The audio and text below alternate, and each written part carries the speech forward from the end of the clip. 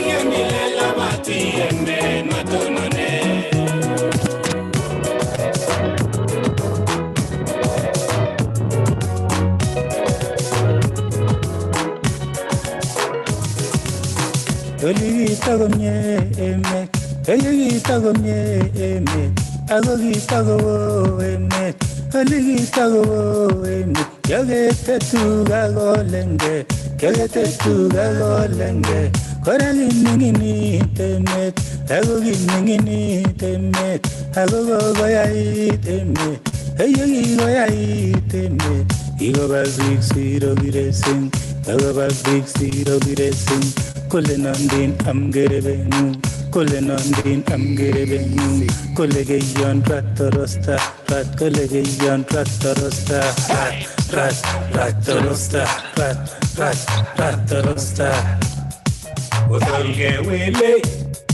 Osaruge wele Abai turumwene ya atadi Ametugun mureni akwani Awulamu agije kumatuje Itilile ne murena orenin Obate goyangoyo tab Yehova Itilile ne murena orenin Obate goyangoyo tab Yehova Ratorosta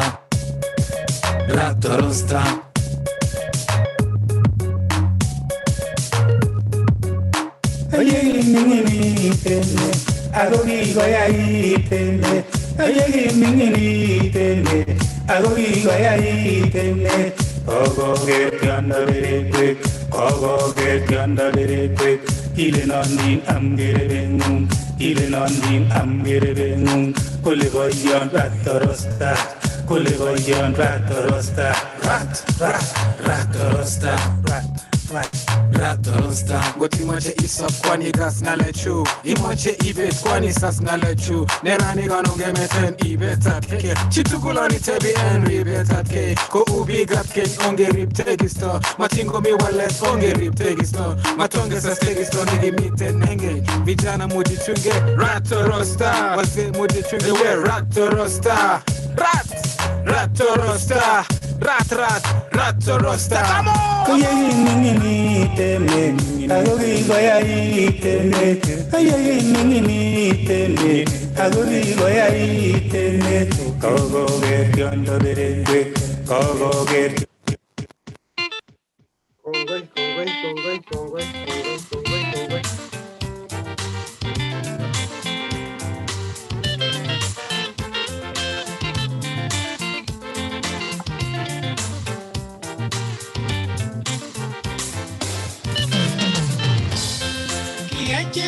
Endo mule Agunde chimugulele kita kamanu Otiyo kone komigi moe nelele mwa Ingo gera gea baba kosi besio Yang malale jamye da kwanda angmurene chamyet atari nengumugiri kokonu asenet chamyet nebo iman kokonu faida Kalenjin koibatinye hasara konu asenet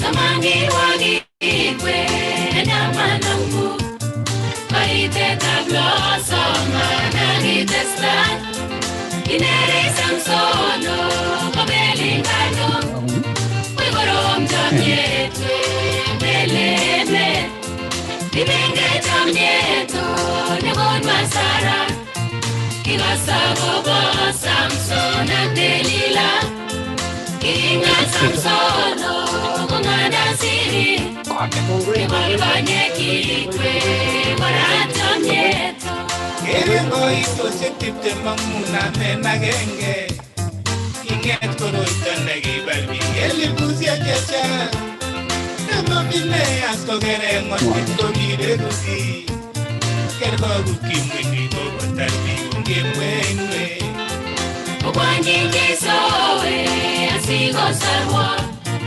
Agwanaga pekwe tewa soba Chetisemelela tukugamwa Sasigo mungete nsabone kwa Kikoseseke mweridab amur nekijambina Kolengwa koito kibokele inyege atita Amenoune sosomak ang'wan osikuye Kiba biik tundowe Kibawehe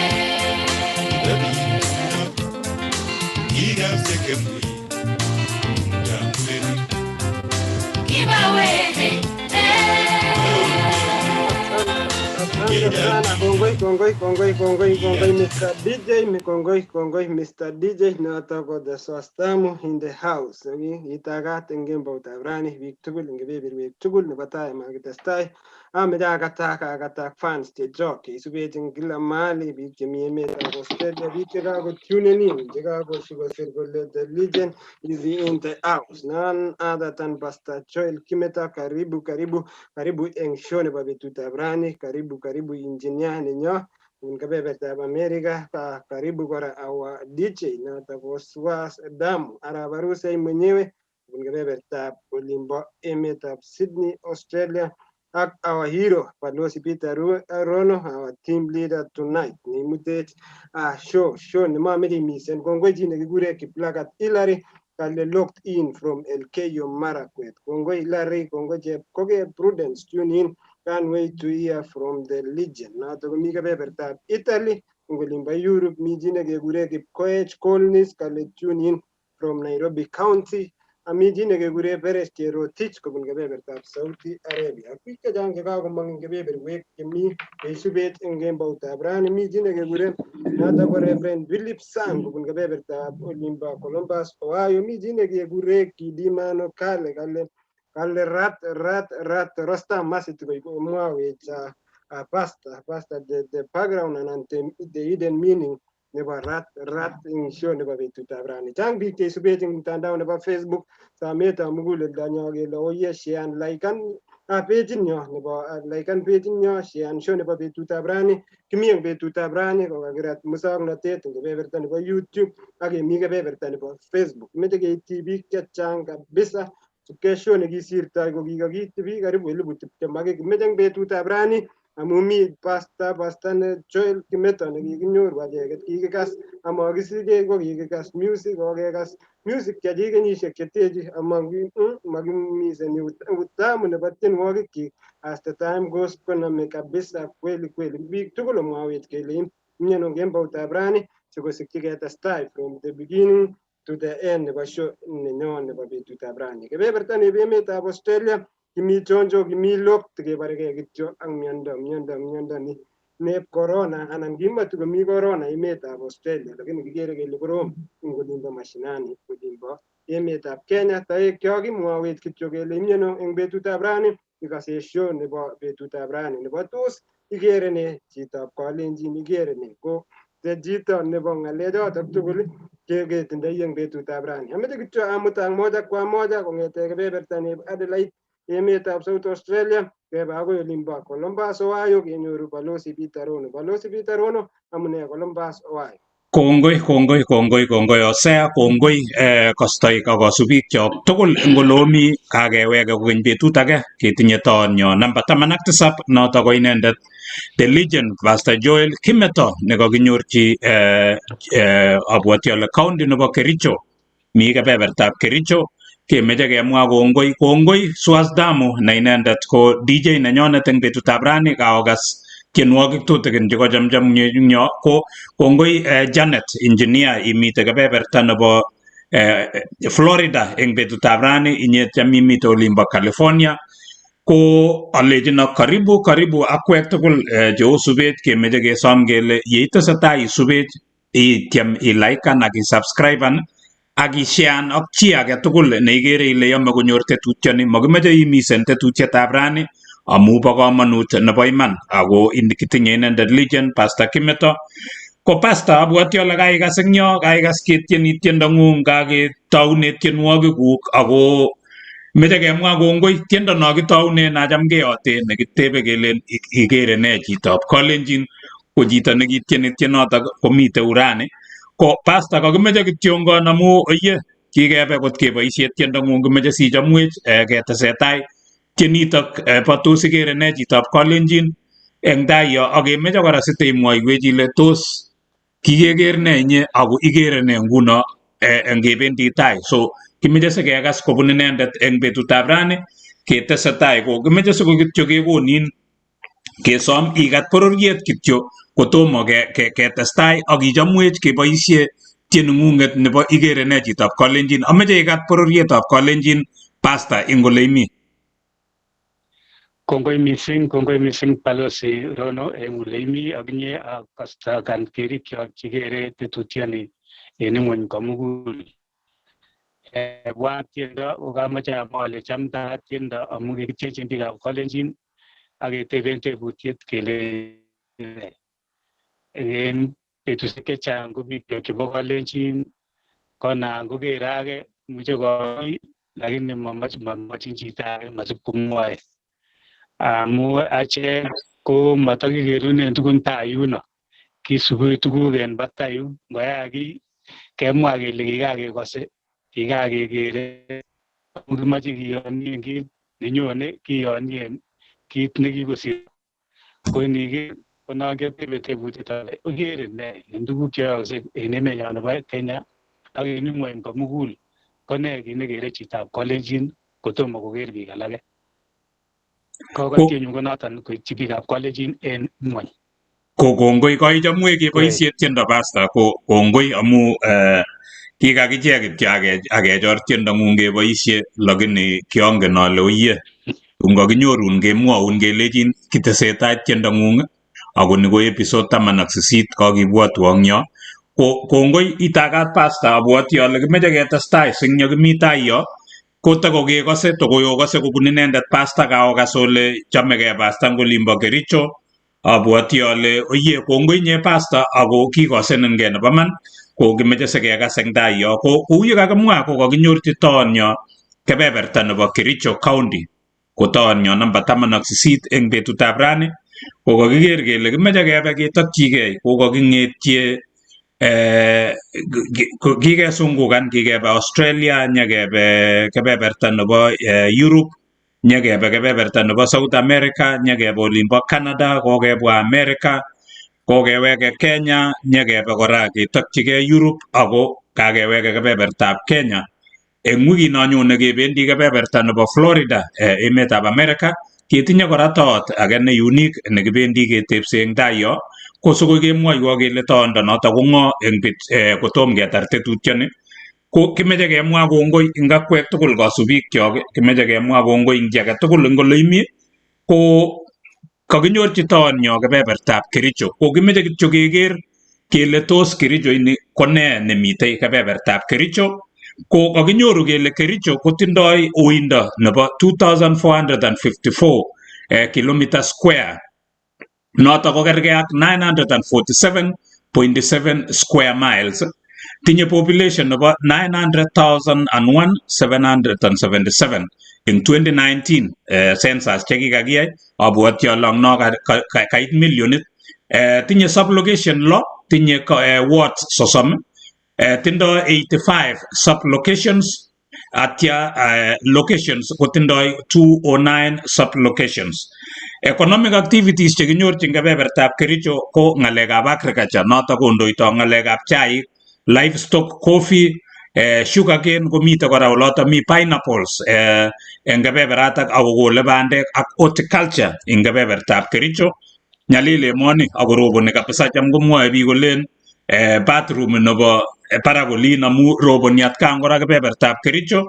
Ko Kericho kora kobo komonut amu nekit county nebo Kericho ko nekit ko county agenge netosome kora ale oyie ndemukokse ngot kokosech chi, ngot kokosech gavana, ngot kokosech chi age tugul ko county nebo Kericho ko kiproducen the first medalist eng emetab Kenya. Medals tugul chu kikonyor Kenya ko netai kenyoru eng emetab Kenya ko kibunu kebebertab Kericho eng 1964 ak 1968 kobun inendet Wilson Kiprotich Chuma, boiyot nekiwinen medalit eng kebeberta nebo Tokyo atya tun kosokyi eng Mexico eng 1968.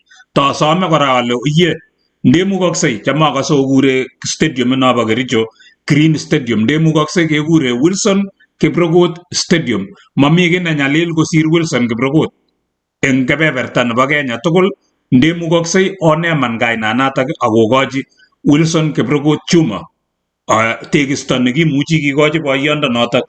Kebeberita bo Kericho kora ameche kamwa ale evergreen Kericho, ako kebeberita bo Kericho ko nekit amwa ale kikoproducen the first neakure nito nekitinye eng betutab rani taonyo, akure ane father of the Kalenjin gospel singers, noto ko Pastor Joel Kimeto, ko inendet nekishokotoi ng'alekab tienwogik chekilosune Jehova. Ko kongoi pastor amu i agenge na nekit amwa ale inyendet nekitoune tienwogik chekilosune Jehova, ko kongoi. Abwoti ale Kericho ko tun kobwotin akobo notok, ko notok ko taonyo namba 18 eng betutab rani, inendet ko Pastor Joel Kimeto. Osea, ameche keweke kebeberta no anan DJ ameche ichamchamwech tiendo pastor asikobit ketestai kora kou notok.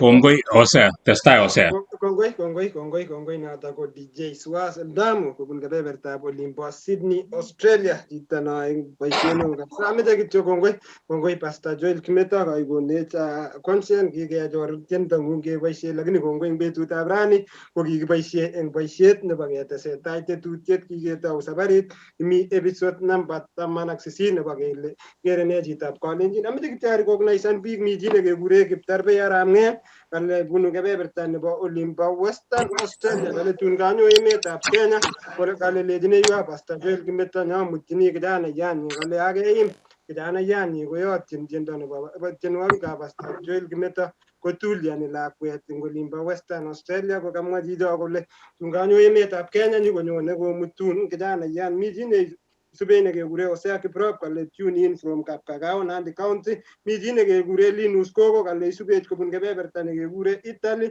mi chekekure Ian Sulu kale tune in from South Australia. Remember Kimeto coming to my high school Cheptil 2012 kale kikewe Cheptil high school. Kongoi mwawech ile tos kiotuye ak Pastor Joel Kimeto, mi biik chekinyoru high school. Mi chi nekekure Stitch Abraham kale tune in from Doha Qatar. Kongoi mi chi nekekure Alfred Sajin chito kobun kebebertab olimbo Western Australia nekakoshian show nebo betutab rani, akotinye show kora nekikure AKL show neyoe boisiet neo kokakoshian show nebo betutab rani ak biik chechang. Mi chi nekekure Joash Koech, kongoi mi Lemiso Koros, Chemei Kaikan, Isaac Arab Chepketer, boyot mzee wa nguvu, kosube jini kwa jini Nicky Poit kobun kebebertab olimbo Melbourne Australia ak biik chechang. Mi chi nekekure Kipkoske Korir kale getting new life from kebeberta nebo Finland. Kongoi chitab Finland isube jini kwa jini ak biik chechang chekakoingian betutab rani chemomeche komisen the legend in the house. Kongoi Pastor,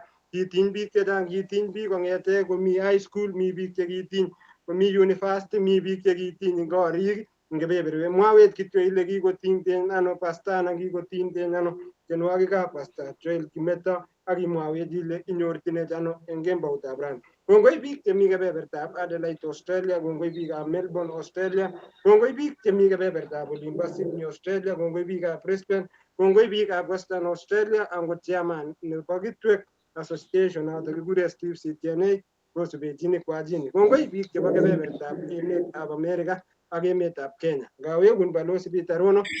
Kongoi Hosea, kongoi DJ, abwoti ale kaikas mi lagok chemengechen chechome tienwogik kole ngokas ngorir lakwet kikochi tiendo kotulian lakwet, so abwoti ale mara komi cherirtos ko ngawe kokeny DJ ngot komi kosokotulian sikobit ketestai. DJ 30 seconds.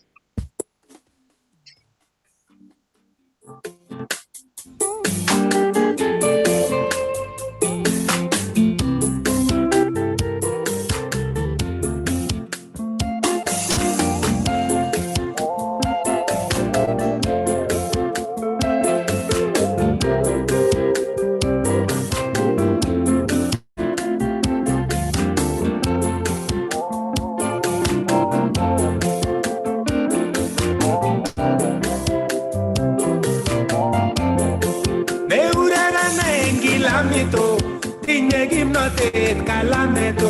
Meurerene Kalameto. Tinye kimnotet Kalameto. Kongoi nye DJ, kongoi abwati ale ye.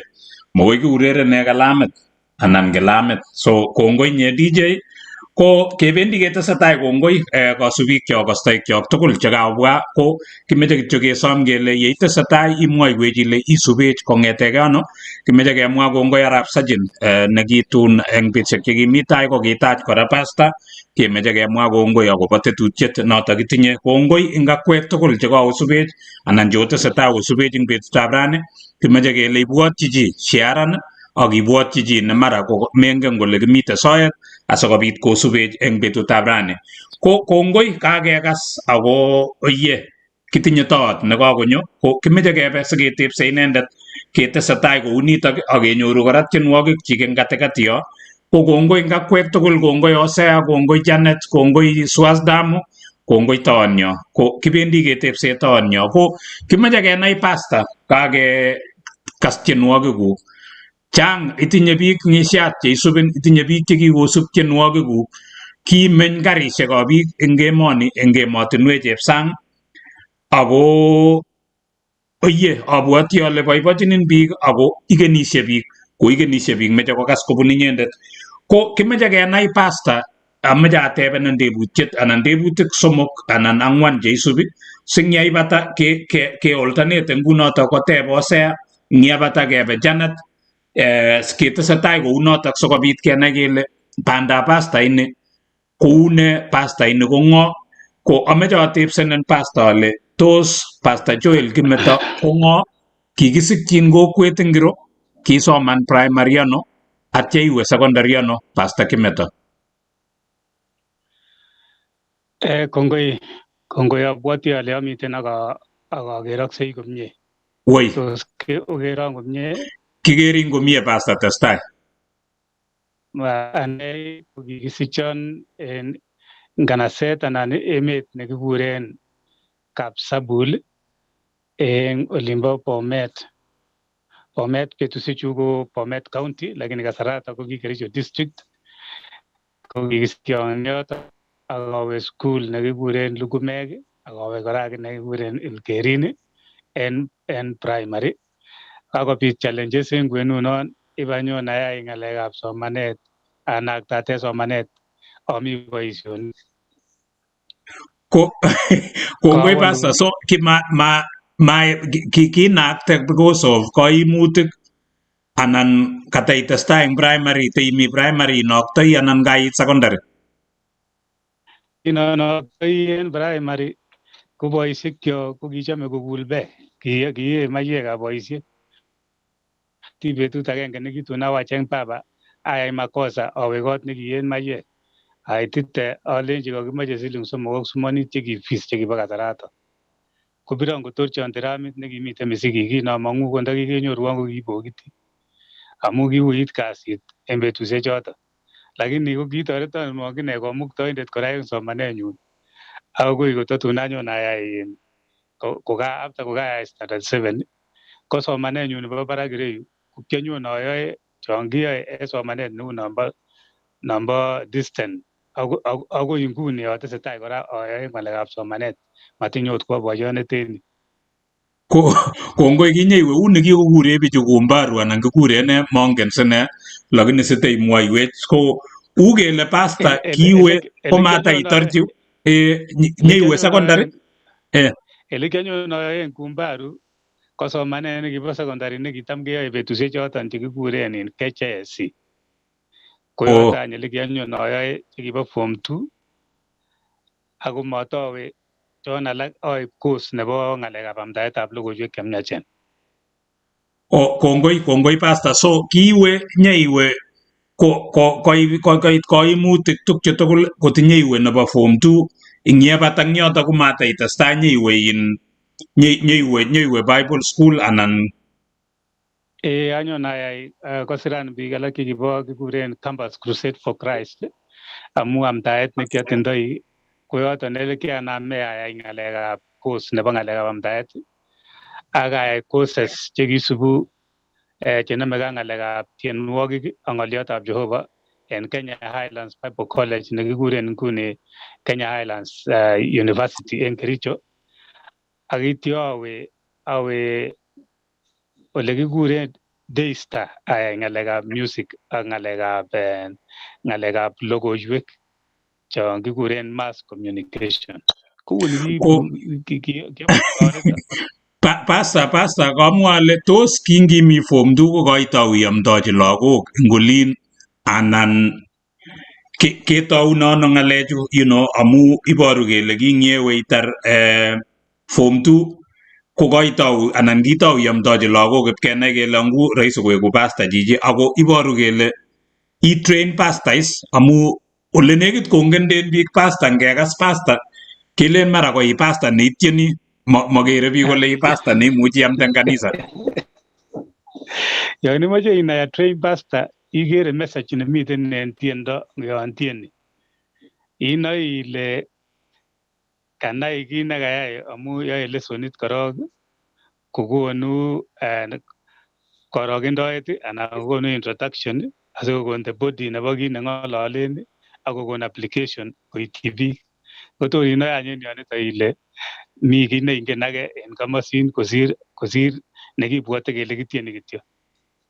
So i pastor ne trained pastor ne kikitrainen neimuche kwamda kora ma netieni kityo. Pastor ne trained ne kemiachen ako naineta. Kongoi nekit biik chechang pastor cham kosubi kolen mara pastor ini kotieni kityo mengen kole i pastor ne iamdoi eng kanisa. Kongoi amu kainoisechi biik.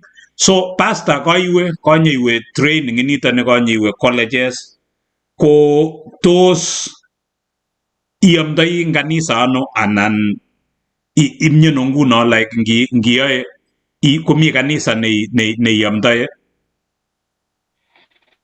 Okay, wala amsada amu ingen ngalekab chaktaet kitigin en yono aror sobenyu anan short story nebo my life ko saidi ko non ikere ketiloti kelechini ane ngeng'olole nguni ko boyot nekoetu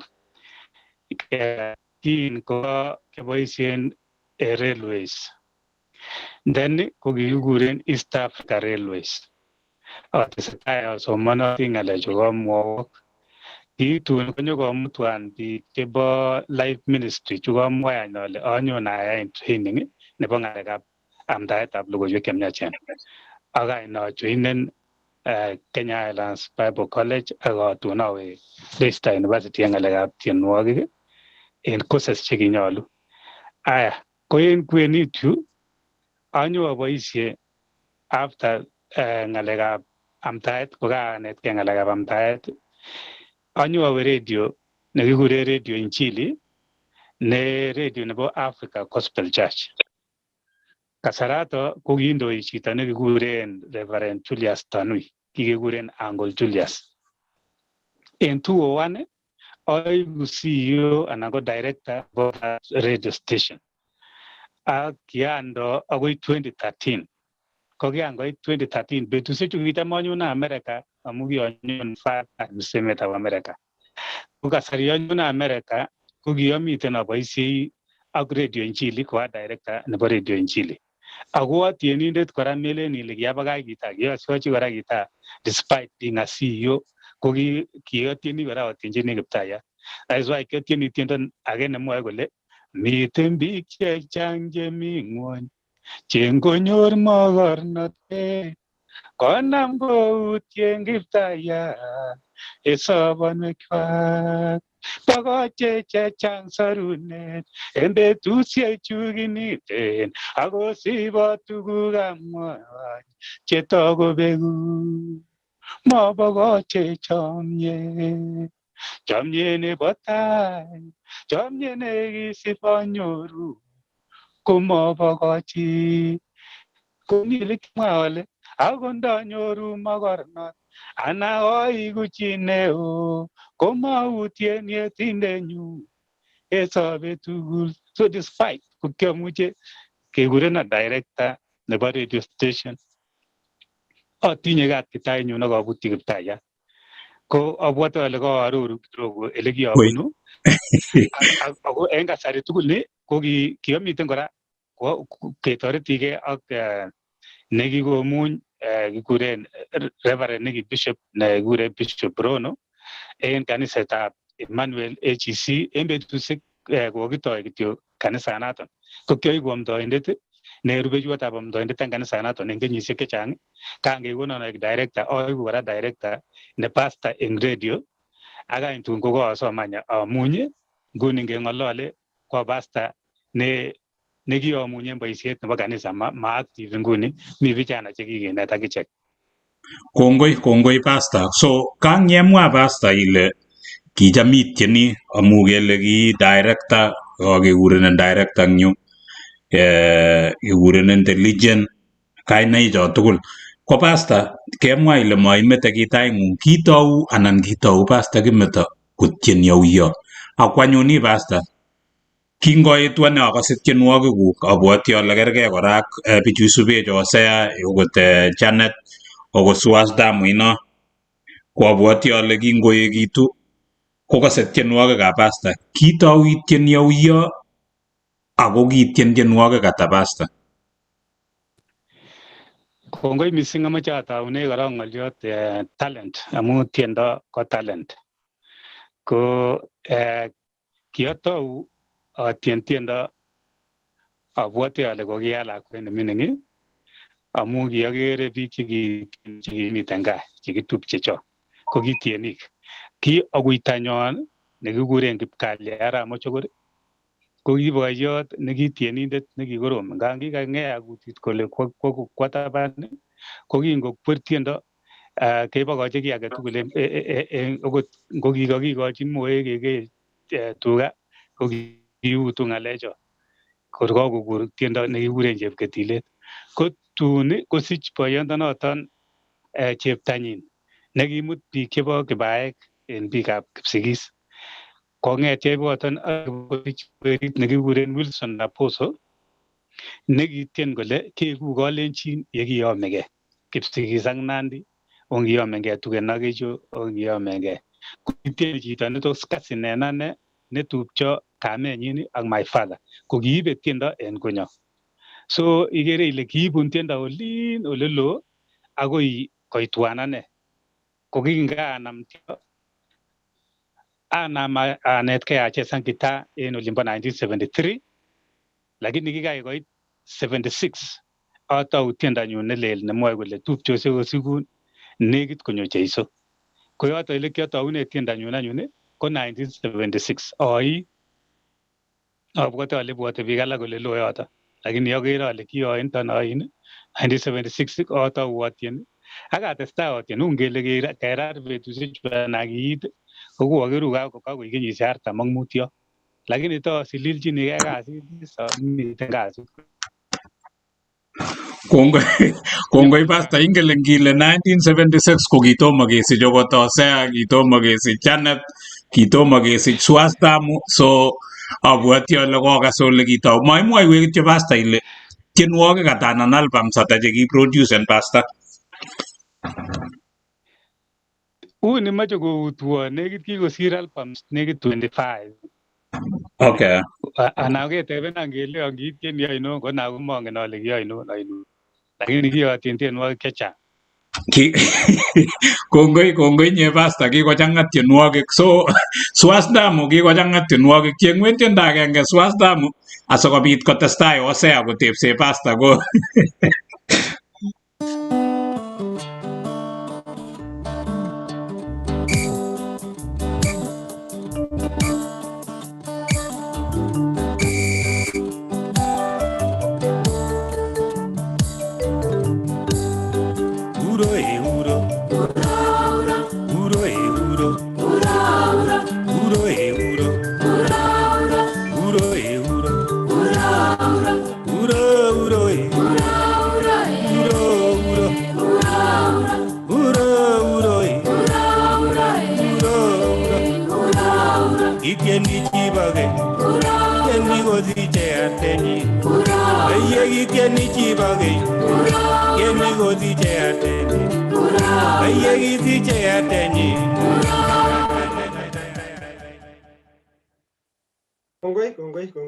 Kongoi Swasadamu, kongoi Balozi Peter Rono en nafasi na kaoib awamu ya kwanza nebo show ninyo en betutab rani.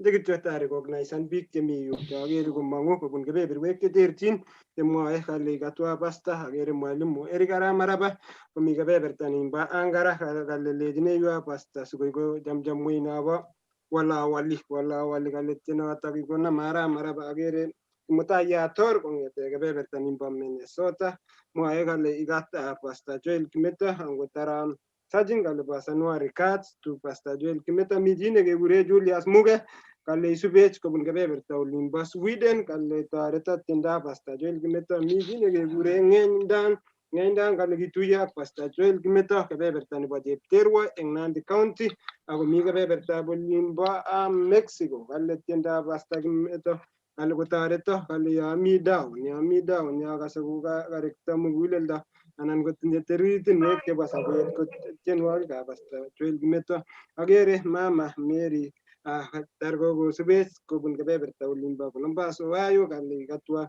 Pastor Joel Kimeto akere kora kale inendet kale kisokini Pastor Joel Kimeto ak the ministry the entire Great Commission ministry nenyi akere kora Rolly Sirma kobun kebeberta nimbo Kosire anan kebebertab Western Australia. Kongoi Pastor Joel Kimeto 46 years itieni koma rahisi so tebutienyu konyone immediately isit ingalen aro chang tienik chekikobwa chetiendos eng different so those nebo Pastor Joel Kimeto isit a talent nekikisikten anan isit a calling anan chokikure passion Pastor Joel Kimeto, karibu. kongoi mising kaker konye komongen kokero komie koatogu Karibu kaiweke kaitoku sahi. Kongoi kange kami koimutyet nekanyoru. Tebutyet komie. Kongoi haweji kongoi kenyisiek chekitien ko kenyisiek karibu 46 years ko kenyisiek chako karibu kenyisiek chechang kabisa. So atebe ale tos tiendo anan inyendet Pastor Kimeto tos it is a talent neng'ung anan calling anan no kikure passion. Okay, tiendo ane kokonunet talent. Talent ichamet na kemwa ile nekikuren passion anan koino, lakini en ane agere ko talent nebunu Jehova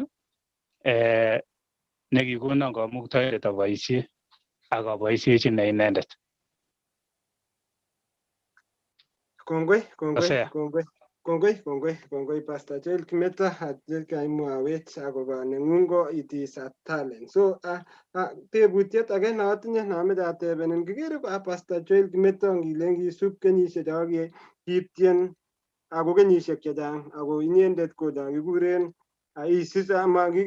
imi all the season ngap komi tienindet nemi seasoni konyo seasoni ngap kochut cho kikure muren chumengechen chini amaji kwa chito chini amaji kenyisiek chechang atya situn komong kora koebukan, lakini inyendet kekerin imi. So tebutiet age nameche atebenin tos Pastor Joel Kimeto kotinye role model nekiro anan ng'o kingikere kele tos role model ng'o neng'ung ng'alekab tiendo? Kongoi mising Hosea, atindoi role models en tienwogik biik chekiasubu en tai, nekamwa ale kimi my brothers chekitieni ak ko chekitan, lakini biik chekitun kondo en tienwogik chebo ng'alekab kanisa komi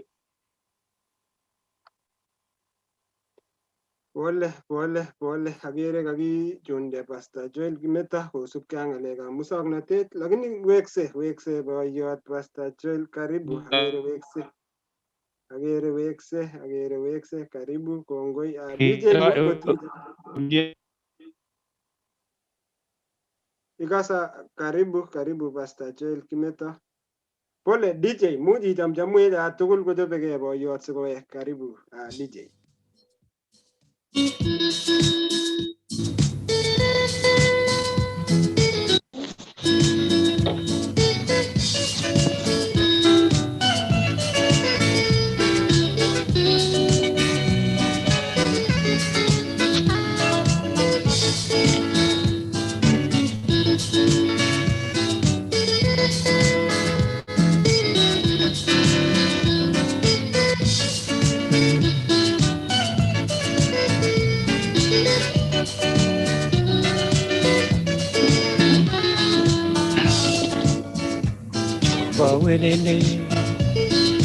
welele walsobonwekyo ikotokyinge noiwech Jehova kisiborengu keyai magengu welelech Jehova welele.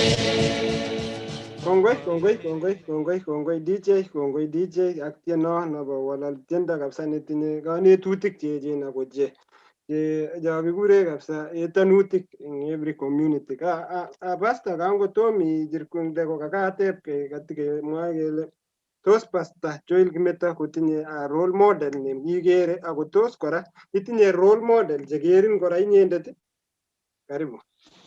Kiaker role models chebo tai en ane ko ki agenge boiyot nekile Edward Talam nekibo Kipkelion.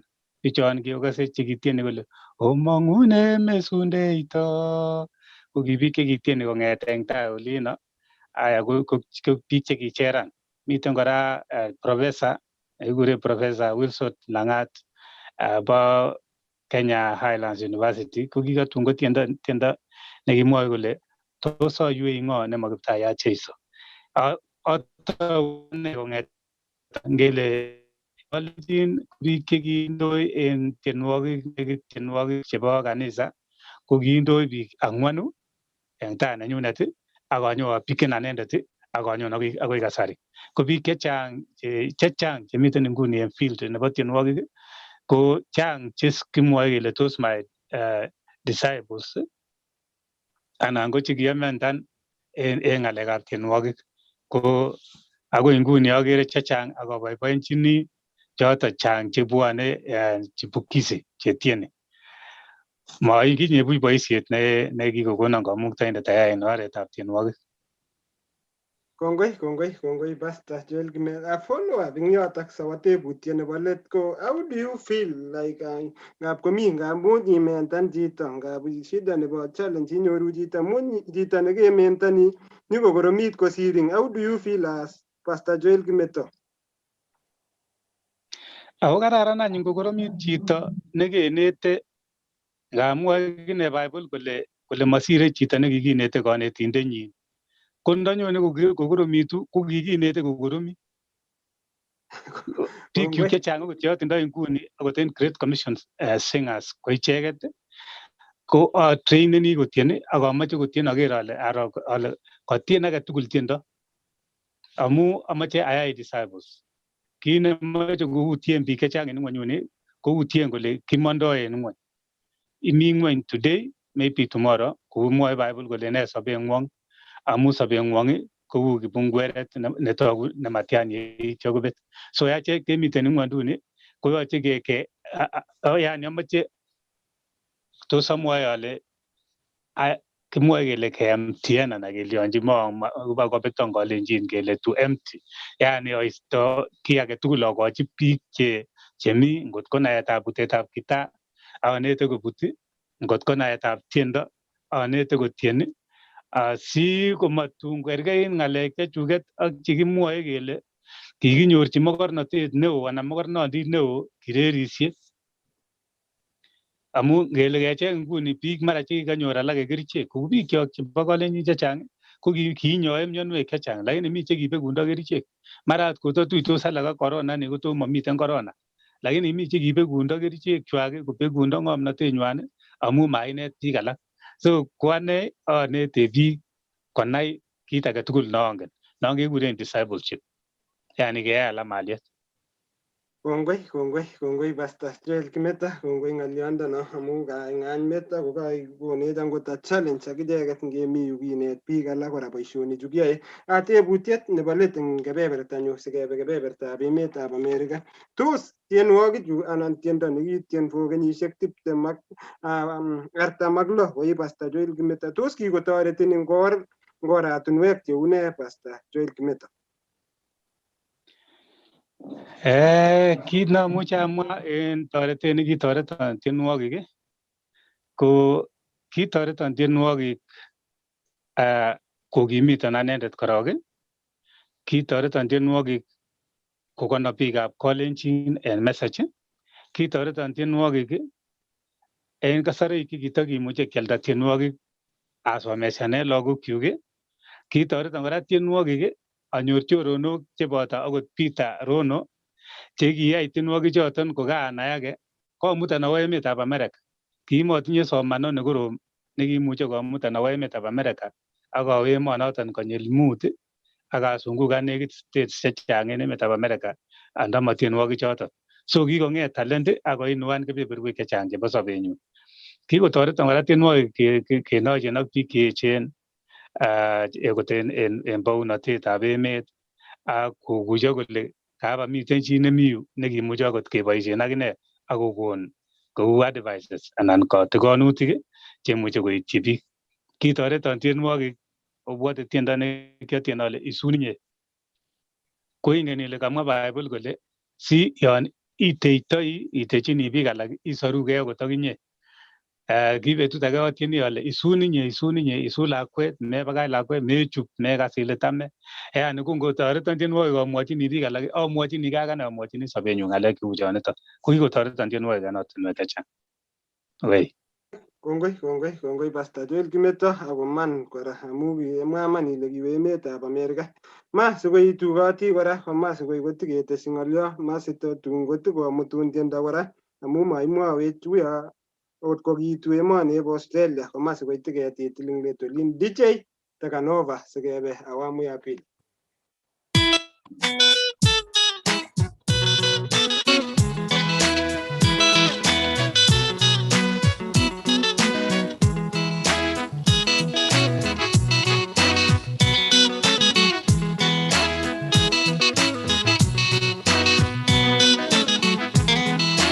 Mandu nigine tege gila magiga sungomno. Mandu nigine tege giko magitare ngomno. Kasto kenyunga lewe kasomo. Kasto kenyunga lewe kasomo. Memuje iter tariti como sirve tingu.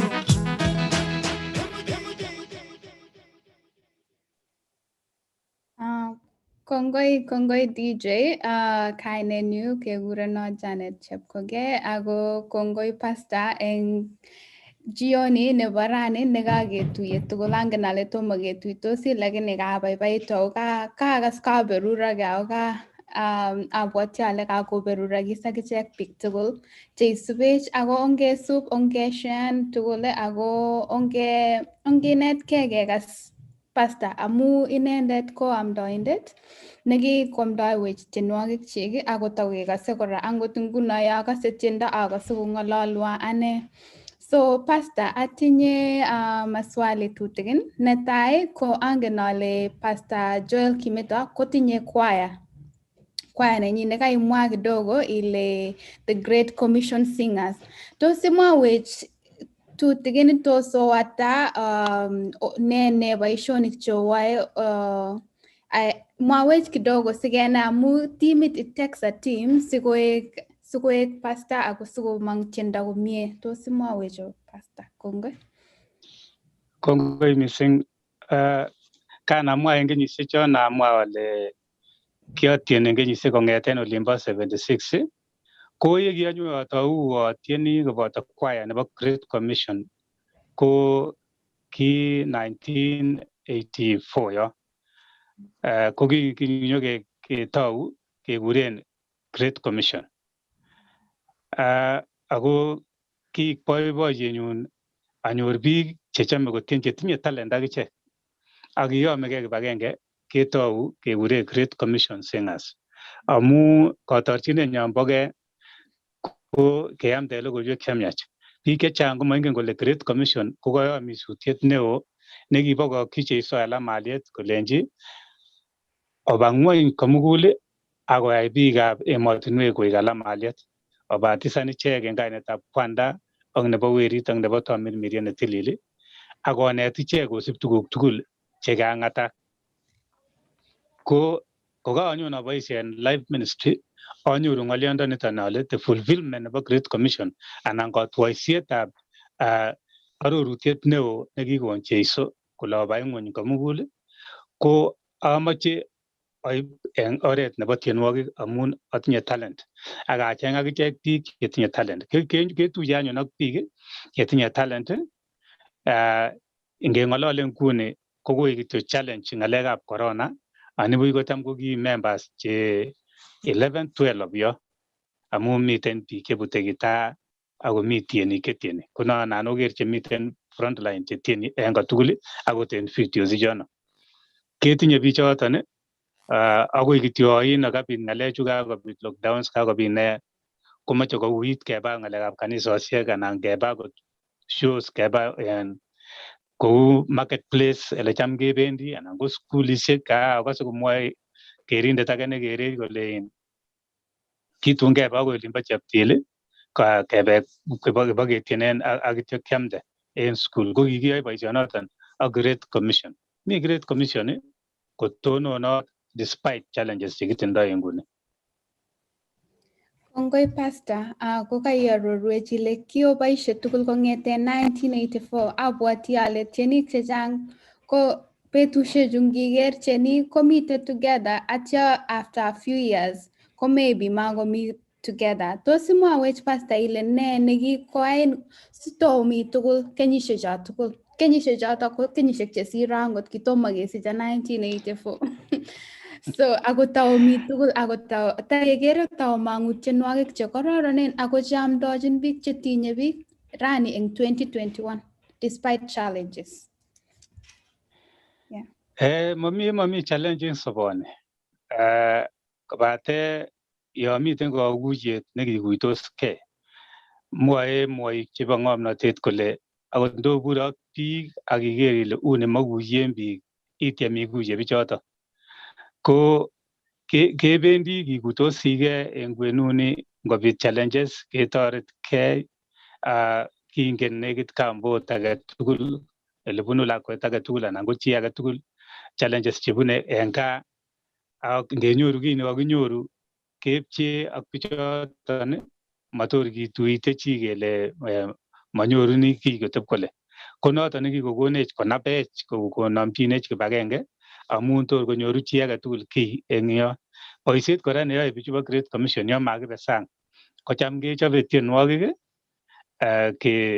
kechobe chechok ak kechopchini kora biik alak akichek amun tindoi recording studio kechopchini kora biik alak kokor ko bichuton ikere kochobe ng'alekab CDs kichobe ng'alekab video kichobe ng'alechon ndama challenges chukobit ak kiyoimbo ui kora kenyoru challenge nekikomoche kokoromit amun en ng'wonyuni kora kebune tuguk cheuien amun ele kikiboisie ko kiit kityo koit biik chebo kot akole kakemach kebut koi amun kakemach ketech kakemach ketech koroba ilele na chito neikombwani kot nda nguno kemongyinen nang'ung ak kelenjin kimoche kebut raini ko kelen keesiechin kelyan ko siku chache komi chito olimbo barak olimbo kesiek olino icheru kibatit kotoimengtoi ano kotab chito so kobit challenge chemoche kou chon lakini konech kora kamuktaindet mieindanyin keyai kora boisienyin matere tuguchoto tugul kamuktaindet nibuch kamoche amwa kityo ale ni Great Commission en chametabgei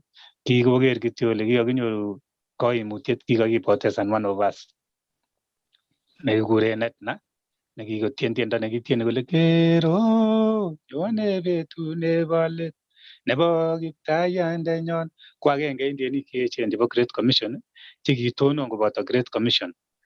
Miten nguni alake cheking'et ak ketesetai ketieni ak keboisiechini Jehova. So en biik chemokyingei ng'alekab ngele kou arusisiek mongen ko kokas tiendo age nekwatienoi nemwoe kole tos bendat biik oeng komokosindos achichicha tos bendat biik oeng chemokosindos achichicha olo machon mamukokse ko yani tos mengwony ak muren komachomdos kele achichicha ana tos menyen olo mabwoti ale menye kot kwony ak muren ngomachomdos iya ko chon kiberberike ko kiatien tienoton komi kwen ale ingekosyinen o sweetheart ingekosyinen o sweetie ingekosyinen o nenyun ingekosyinen o nenyun ngiyonjinen kumyandenyun ingiyonjinen o honey ikose ng'alechon so ko ngomach kokurech biik kole obwan arusinyun kebendi kora arusi ak kiba keboiboitu ak biik keboiboen ak ketokyi toek so ko boisiet nekimuche keyai en kasarta neuneni ngan kora ko kerestricten ng'alekab arusisiek ko yetiakak emet kichobotin kora kebe ak any kora ko tienik choton chukamwa kotinye alak tugul tienwogik chwak so iningur ngunon kou Great Commission for example ikuro ko nekit kokekur tienik cheite 5 anan ko 6 anan ko biik cheite 7 yani che tienik ko icheket chekametemuche ikur tugul amun bichoto ko tienik ma dancers tienik ine chetieni. Wow, kongoi Pastor amu kaiarorwech akobo Great Commission Singers mutyo eng kabetetab Edna ngotestai kokaikak Jehova ak abwoti ale kono kora Edna age eng biik cheotindoi ak che abwoti ale kiimuchi itchi. Abwoti ale DJ sichengwech tieno mangen kokokas biik ngot komukokse sikekas kidogo nakamwoe Pastor. So Pastor, tomo kinde YouTube. Tomo kinde YouTube tienoto. Tiendo nekochute YouTube amut ko nemwoe kole ombenet. Oh, okay. Komoche si ateben balozi alenji ombenet en Kiswahili ko ne?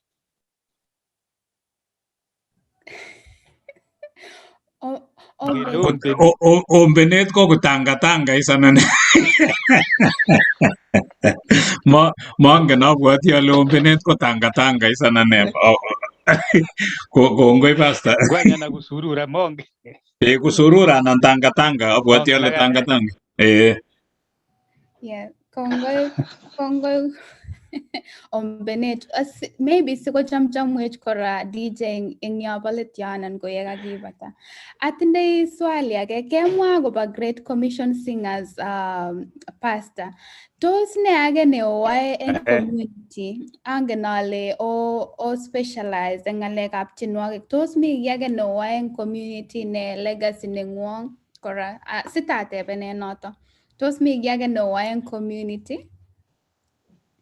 Kongoi, en betusiek chebo tai yon abwoti kokowe America kotun awe emetab Dallas. Yekikituye kokimutoton kora balozi. Ketuye ak tupchosiek biik chemiten emetab America, biik cheoiyeben chekitoretech. Ki betusiek choton kibi rubet nekiwo mising ko amun kitindoi NGO nekikuren Great Commission Foundation. En kasarato ko kikonech chepkondok kidogo ako kimi rubet nekiwo emetab Mogotio ak kitoretech kamuktaindet kebe ko ki Great Commission ak Radio Injili akur biik chechang chekiib tugukwak koib amitwogikwak ak any chun kakonech tupchosiek chukai kiba kial beek kial bandek nekit kunuok 100 nekit kiit 120 anan ak 30 ak kebe bokeropchi biikyok en emetab Mogotio. Bauriani bichoton ako kisopcho biik en rubet. Kiyoe boisionik cheu chon anan keyai ng'alekab konetisiet chekimuche kinet biik kou ki betut age kokabit ng'alekab chemarget en emet ko kikiboisie ak USAID ko ki Great Commission ak ityo kecheng kalyet en kwenunyon ak biik alak ko agenge en tuguk chekiyoe choton. Keng'ololchini biik akobo kalyet ngobit civic education nenyolu keyai ak kekure kele ongeyai tugul keyoe tugul kibagenge amun kitindoi training chenomegei ak ng'alekab peace building, ng'alekab ribetab itondab emet ak ng'alek chechang chenomegei nan koik ng'alekab malaria soiwek oli kekure kora ibakemwa kemwa ng'alek anan obokora kotugul achobe tiendo ngele tiendo neimuche kotoret biik kou akere eng oimbo ui ko kong'et kit nekokoromit en biikyok mising ko biikab Kipsigis en komosi koker olimbo Longisa olimbo Bureti komosin olimbo Masai olin kokotep kong'et chepyosok mongen ale kimwochigei ne akoba tum chepyosok chekokotuon yani chetinye lagok 5 kwo koik chemeriat chepyosetab chito ikwong'is ile kalyonotai ng'alechu kayayak en yu ako kikakeistoengei ng'alechoto koyach otien tiendo age nemwoe kole kinomchine biikyok tumwek yekakeketite kelit kokeny keot konomonik ikere ile yani yoche kekonop bororiet kimutun biikyok asikomoisub tuguk chemakotoreti ichek en kenyisiek chu kimi nguni ko kenyisiek cheter cheto kakinam kinetkei tuguk alak chebo tai cheimuche koib bororienyon kwo tai mising. Abwote ale en tetutioni kotakomi boroindo kitakeng'ololchin biikyok.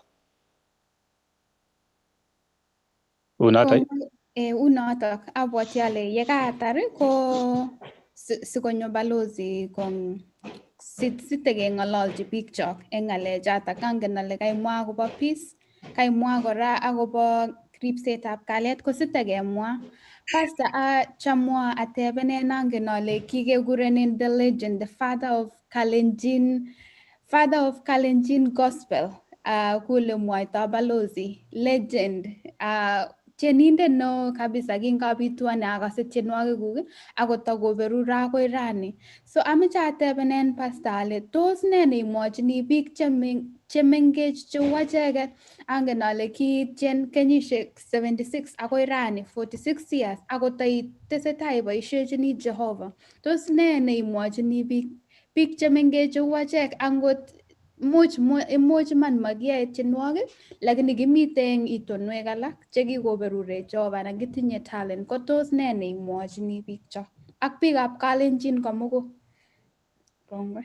Pastor. Kongoi missing chepkoge en tebutiet kaiteb tebutiet nebo maana ako nekararan ile ne omwochini biik missing ko biik chemengechen. Kit neomoche amwochi biikyok chemengechen ko kokuyo korok chito neming'in kole inendet ko kimnotetab emet. Inendet ko komong'unetab mutai anan okot ko raini. Talent kikon kamuktoindet talent. Ako en talent chekikonech Mungu ko keboisien. Ako en ng'wonyut nekimiten nguni kotinye chi agetugul space nenyin en ibindanyin. So kimoche konam boroindanyin chito neming'in anan ko neming'in ak koyai boisiet nekoib tegechi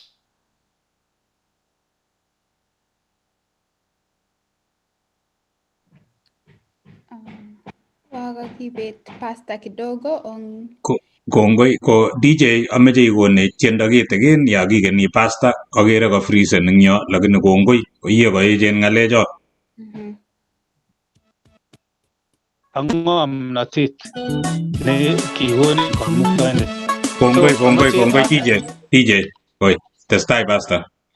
Amoche ale koberur kamuktoindet biikyok tetutioni nemwoe kole ikere ne chitab Kalenjin asikomong'et biikyok amun miten vijana chechang chongen ale isubi tetutioni kometebi kouni kemong'u chi imong'u kamuktoindet ak iboisie kimnoteng'ung. Mi kit age netomo keyai en tebutiet nekakiteb matochome biikyok koyai chekikuren volunteer amun makinet tuguchoto. Akose ale takonetech biik chomi betusiechon kenai kele bo maana kit nekikuren volunteer anan iyai kit ichome. Ako ki tuguchuton ko ki tuguk chekibo tai olin. Kimainyoru chi neming'in kobokochi tany nekere kole kakwo koistogee anan kakomandae kerwa anan ko ng'otwet. Kiwendi korong matinye ot koma nenywan. Kingobutok ui en muren komakiyomise kele kateyoe nono, kiyoe ko icheket. Ako any kitinye biik nguni chekikosomonso chekilen ng'omen lakini mamuche kovolunteeren akoyai tuguk chemuche kotoret amun noton amune sikekere kele uni momi ot boisionik chekeyoe. Lakini ndemong'u ak iyai kit nemie ko mutai koker chito age kot kole uni mie cheptab kabanum koker koyoe kotep kole uni mie weritab ole kile koker kouni. Konon agenge nono. Kit age ibekechi kit neiyoe meyai kiy nusu. Mwoe Bible kole boisiet nekonyo euneguk kole iyai en kakesunetabgei tugul amun matatun komi chobutik ak tetutik en kirerit neichute. So yai kit neiyoe iyai raini ako chemiachen. Ngot iamuan ine ile keyai cheyachen iyoe kora kobarin. Lakini amache ale iyai chemiachen. Ko iyai chemiachen choton iyai en bekyinetabgei tugul kiyoton. Ne en betut ko keyai kit neuon moiyoe betut age. Okay, konon nafas ilenjon atien ak anyon awe chukua. Atieni tiendo nemelen ile siatuch age netor ale sikor kanyon kora anyatien age.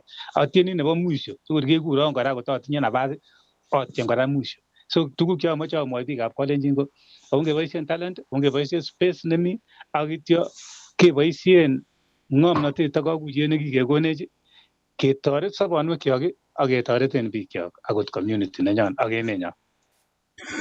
Kongoi nye pasta ameche anyorun inyendet DJ asikobit asubet tebutiet age DJ asikenyoru Osea komwoiwech kole tokosubech akot ng'o ko DJ.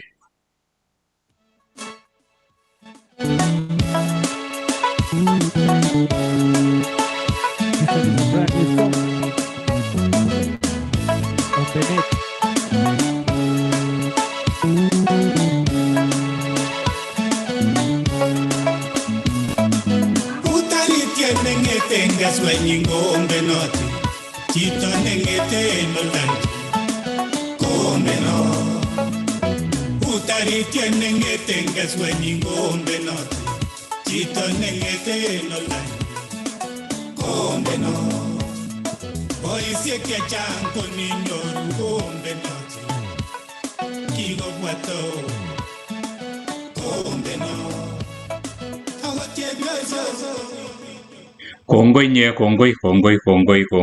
DJ nenyo ko kacham ngoliot nekamwa pasta nyo nekole chi age tugul eng kotigono no kemwa pasta no ilen ituchigei boisiet nekeyai meyai nusu yeiyai ki ituchigei nebo man ko nekit ko kit nebo komonut nekimeche kemwochi neranik koosea mongen kot ikose komeche temwoiwech ile subech okot ng'o sikobit ketestai koosea. Kongoi Balozi Bitarono, kongoi engineer, kongoi kora DJ Swastamo, kongoi Pastor Joel Kimeto. Nekang'alal ng'alek chechang kabisa nekakotiny biik cheechen, kakotiny neranik, kakotiny biikab imindanyo choto konyongik cheisubi program eng kemboutab rani. Mi chi nekekure Edubet kale following from Uasin Gishu County kale County 027. Isubet kora noto ko Professor Beth Chelogoi kobun kebeberta nimbo emetab Kenya ako inendet ko Vice Chancellor nebo George Seminary eng olimbo kebebertab Florida. Kongoi Professor makitekani for granted kisubisho eng kemboutab rani kele kongoi Professor.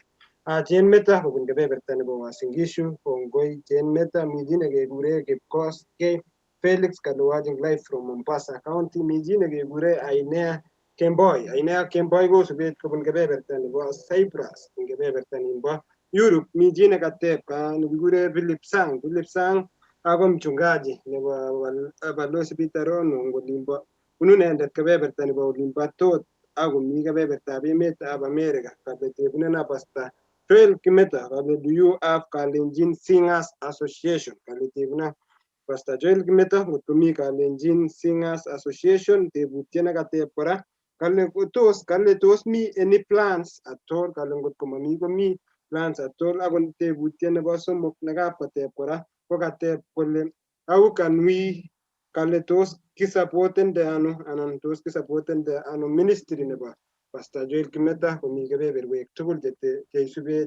cheisubi anan ing emotinwek chebo sang. Chang biik cheisubech eng kebeberta nebo Facebook, itinye biik kora cheisubech kebeberta nebo olimbo YouTube. Kakerchen biik kuyo kimi karibu 2,000 akot kotesetai biik ko streameni tikoingiani. Mi chi nekekure Eric Kirwa kale following from Laikipia Kimeto and the rest be blessed. Janet, please I need you. Kongoi. Mi chi nekekure John Beth kale following from Nakuru County. Words of wisdom. Thank you Pastor Joel Kimeto. Mi chi nekekure kora tukochang biik cheisubech kora biik kinami akot kotom komanda kora kotikosubi Pastor Joel Kimeto ak tetutik chekitesetai eng betutab rani. Kongoi Balozi Bitarono.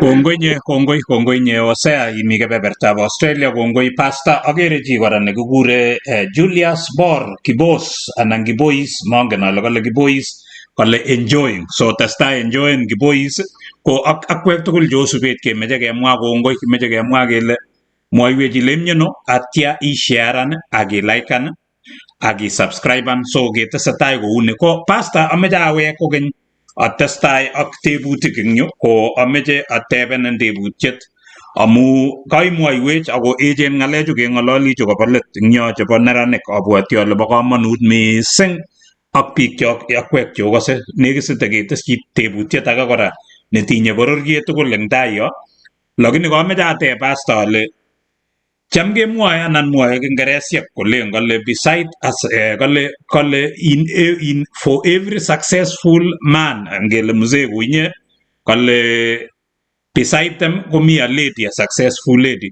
So ameche ateb Pastor ale Pastor Kimeto kotindoi family ako ngot komi family kotos mi family chekikotienso kuinye anan inyege solo neitieni kityo Kimeto anan ikure kityo koek dancers. So mi biik chekikonamun ng'olyondoni lagok, so kimeche keteb kele tinye Kimeto family ko Pastor. Ebwotwo ng'olyon nekitun komwowon boyon kemi tuyet nekibo amdoik, ko kimwowon ng'olyon nekikoromit.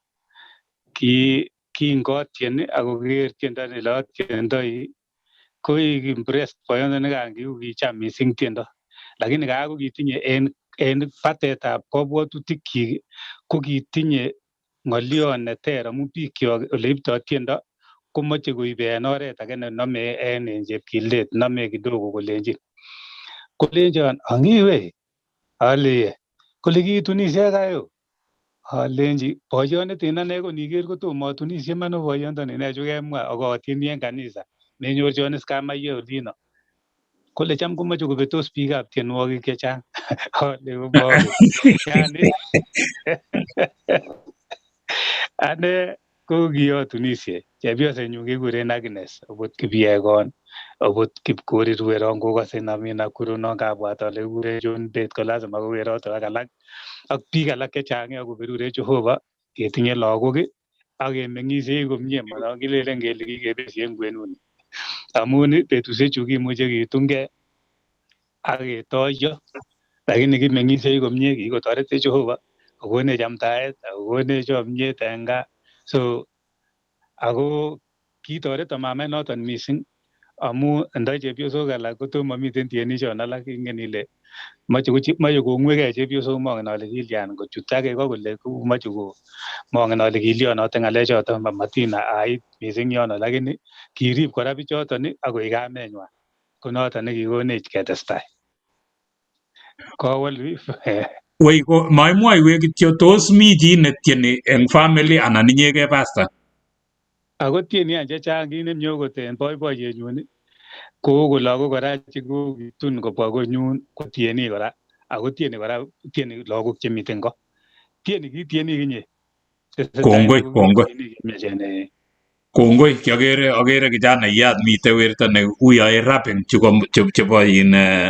chebo DJ Swastam abwoti ale mi tienindet neingen ng'alechu nekikotien rap tiendo nebo rap ko pastor kiakinye besho kikimite kebwone uni abwoti kelonye ndegeit kong'etege Dallas kelany ndegeit ak ketokchinigei kikibendi Philadelphia kikiweksei New York ko ndegeit no ko saisiek 3 ko abwoti kakiteb ng'uny ng'echeret itien ngipkemite olin ko kakomong tiendo mongen ale kitiendo ngiro nekimong'u kemite tuwai nekitun ngipkeite olin abatebenen asale kakimong'u tiendo kuni kanole ane kokimi safari lakini kimuchi imong'u tiendo eng banda notok so iboru kele ngimite okot oloitepche kokanyone tiendo melen kele keruchin imuchi konyo imi soet imuchi konyo imi barabara imuchi konyo imi oino ko abwoti tiendo nekimong kingipkeite New York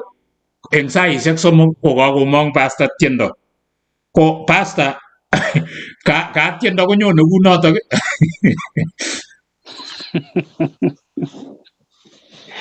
abwoti atieni tiendo nemwoe kole ingen okinye ingen okinye wei ingen akotinye mama ingen okinye akotinye baba ingen okinye ko kewis kidogo kityo kiking'eten koreng'ung kiimiten inyendet kilene bitet en New Jersey ko kiking'eten New Jersey ak kebe mongen ale amun kimatakebe Newark yono kikibe Philadelphia kelany ndegeit ak ketokyigei kebe Houston en imbo en Texas ko en kwenuni kebendi en yu kotule metit kotieni ko kikitien kabisa akoi kibakeit Dallas abwoti ale kaibwat ngunon ko kinyo tienoton ne nguni kocham akure tiendab ndegeit amu tom kai sotou en olimbo barak olino tiendo age amu kitom awendi barak oloto so koibunchi barak tienoto akine akatebe biik tebutik ale okot inye akui ingen ile kiyoin Jehova ak kondein ng'wonyuni ako sikemi ng'wonyuni ko sikobit keot inendet ako ingen kora akot akinye ile sobet nekikikonech kotakobeku ako ingen ile ngot kobeku sobet ko ngomakitach Jeiso komomi sobon so ki ng'alek kibo bolik ng'alechon so yon kekas tienono inai ile kikitou en karibu olimbo korab Kipsengwet olino iribegei asinai tebutik ile kinyolu kotokyingei koinye chitab Kalenjin kiotou tieno kounoto kongoi ko DJ so icheng'we tienotok ingen okinye wero ingen so icheng'we tienotok amu kibo bolik tienotok ko pastor ka ameche ateb anyun tebutiet agenge eng yu ne abwati ale wendi kotinye bororiet komugul pasta. Ko kitien tienwogik pasta, mi tienwogik chebo ng'alekab peace, mi tiendo nekiakase imwoe ilen oye tos kimi komie anan kochobegei bororiosiek chun, meche sikotai imwoiwech tiendo notok. Ng'oliot nekitinygei ak ng'oliot notok bo peace, ameche kora kotai imwoiwech kimi wakati nebo corona nguno kakoit mionwogik chekekere ole kakoromit. Mi ng'alekab rubet, kakiker keyai lockdown komi rubet eng tukchu tugul. Pasta, imwochini ne bororiet? Ameche ing'ololchi bororietab Kalenjin kotinygei ak ng'oliotab peace, kotinygei ak ng'oliotab mionwogik, ak kotinygei ak ng'oliotab food security. Amu ite kora murechu keng'ololchini chu mengechen tinye kimnatet ako mameche koboisie kimnateng'wa kwai boisiet. Imwochini ne bororiet pasta? Kateb abwati ale ne tebutik somok cho pasta.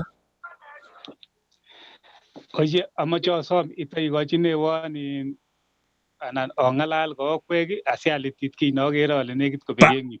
So iletit ya tugul kimeche keweke kenyoru DJ eng yo, ko ya tugul DJ yo chobegei pasta, ko DJ ameche indoiwech tienwogik oeng anan ko agenge ya tugul chobegei pasta. Angen ole ingen ile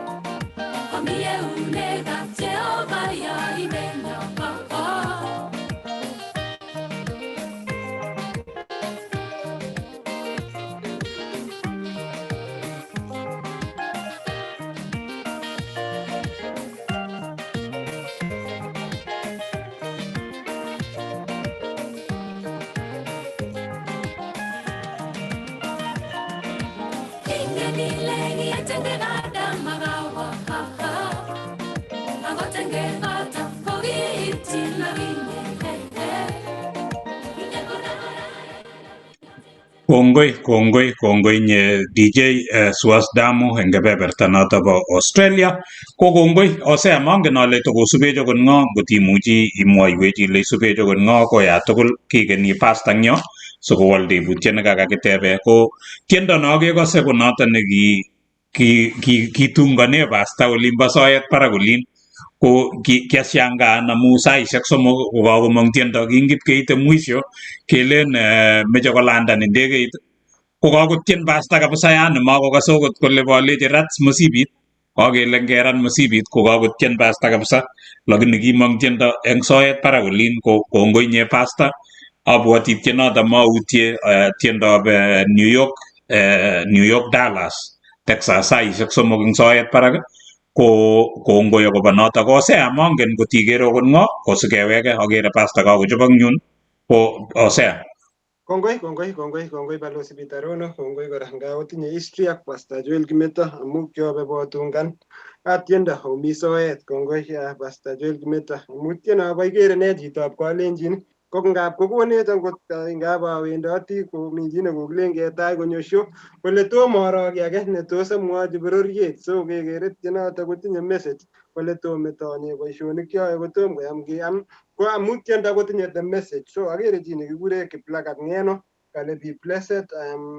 Hillary from Litein, kongoi chitab Litein. Mi chi nekekure Cecilia Murray kosube chini kwa chini chitab olep Adelaide South Australia. Mi chi nekekure Joel Langat following from China. Ikatua Pastor Joel Kimeto kongoi chitab olimbo China nekikokure biik abunu emetab gaa nebo coronavirus. Mi chi nekekure Henry Isaac Kemboi kale following from Eldoret. Pastor Joel Kimeto, the great inspire, love the show always. Kalija kongoi chicho. Mi chi nekekure Dan Gandie chitab olep Adelaide South Australia akitinye tot noto konyone namba 19 Daktari David Kirwatarus kosube chini kwa chini CEO nebo All Theological Institution in Africa kosube chini kwa chini nekekure Eliud Sang following Pastor Joel Kimeto DJ Kimiyekon aya kale kongoi DJ ing boisiet neiyoe. Mi chi nekekure Cynthia Kimaiyo kongoi Cynthia. Mi chi nekekure Koech Lagat Shadrack live kale isube chito kobun olimbo Iten. Mi chi nekekure Arap Sang isubet kobun kebeberta nebo Siwa ing county nebo Uasin Gishu. Kongebe lainda nin kora kotokochang biik cheisube kabisa ing kebeberwek tugul. Agere mi chi nekekure Solomon Arap Tarus kongoi Solomon Tarus. Mi chi nekekure Mitei kongoi Mitei ak biik tugul cheosubet kiwechi kongoi.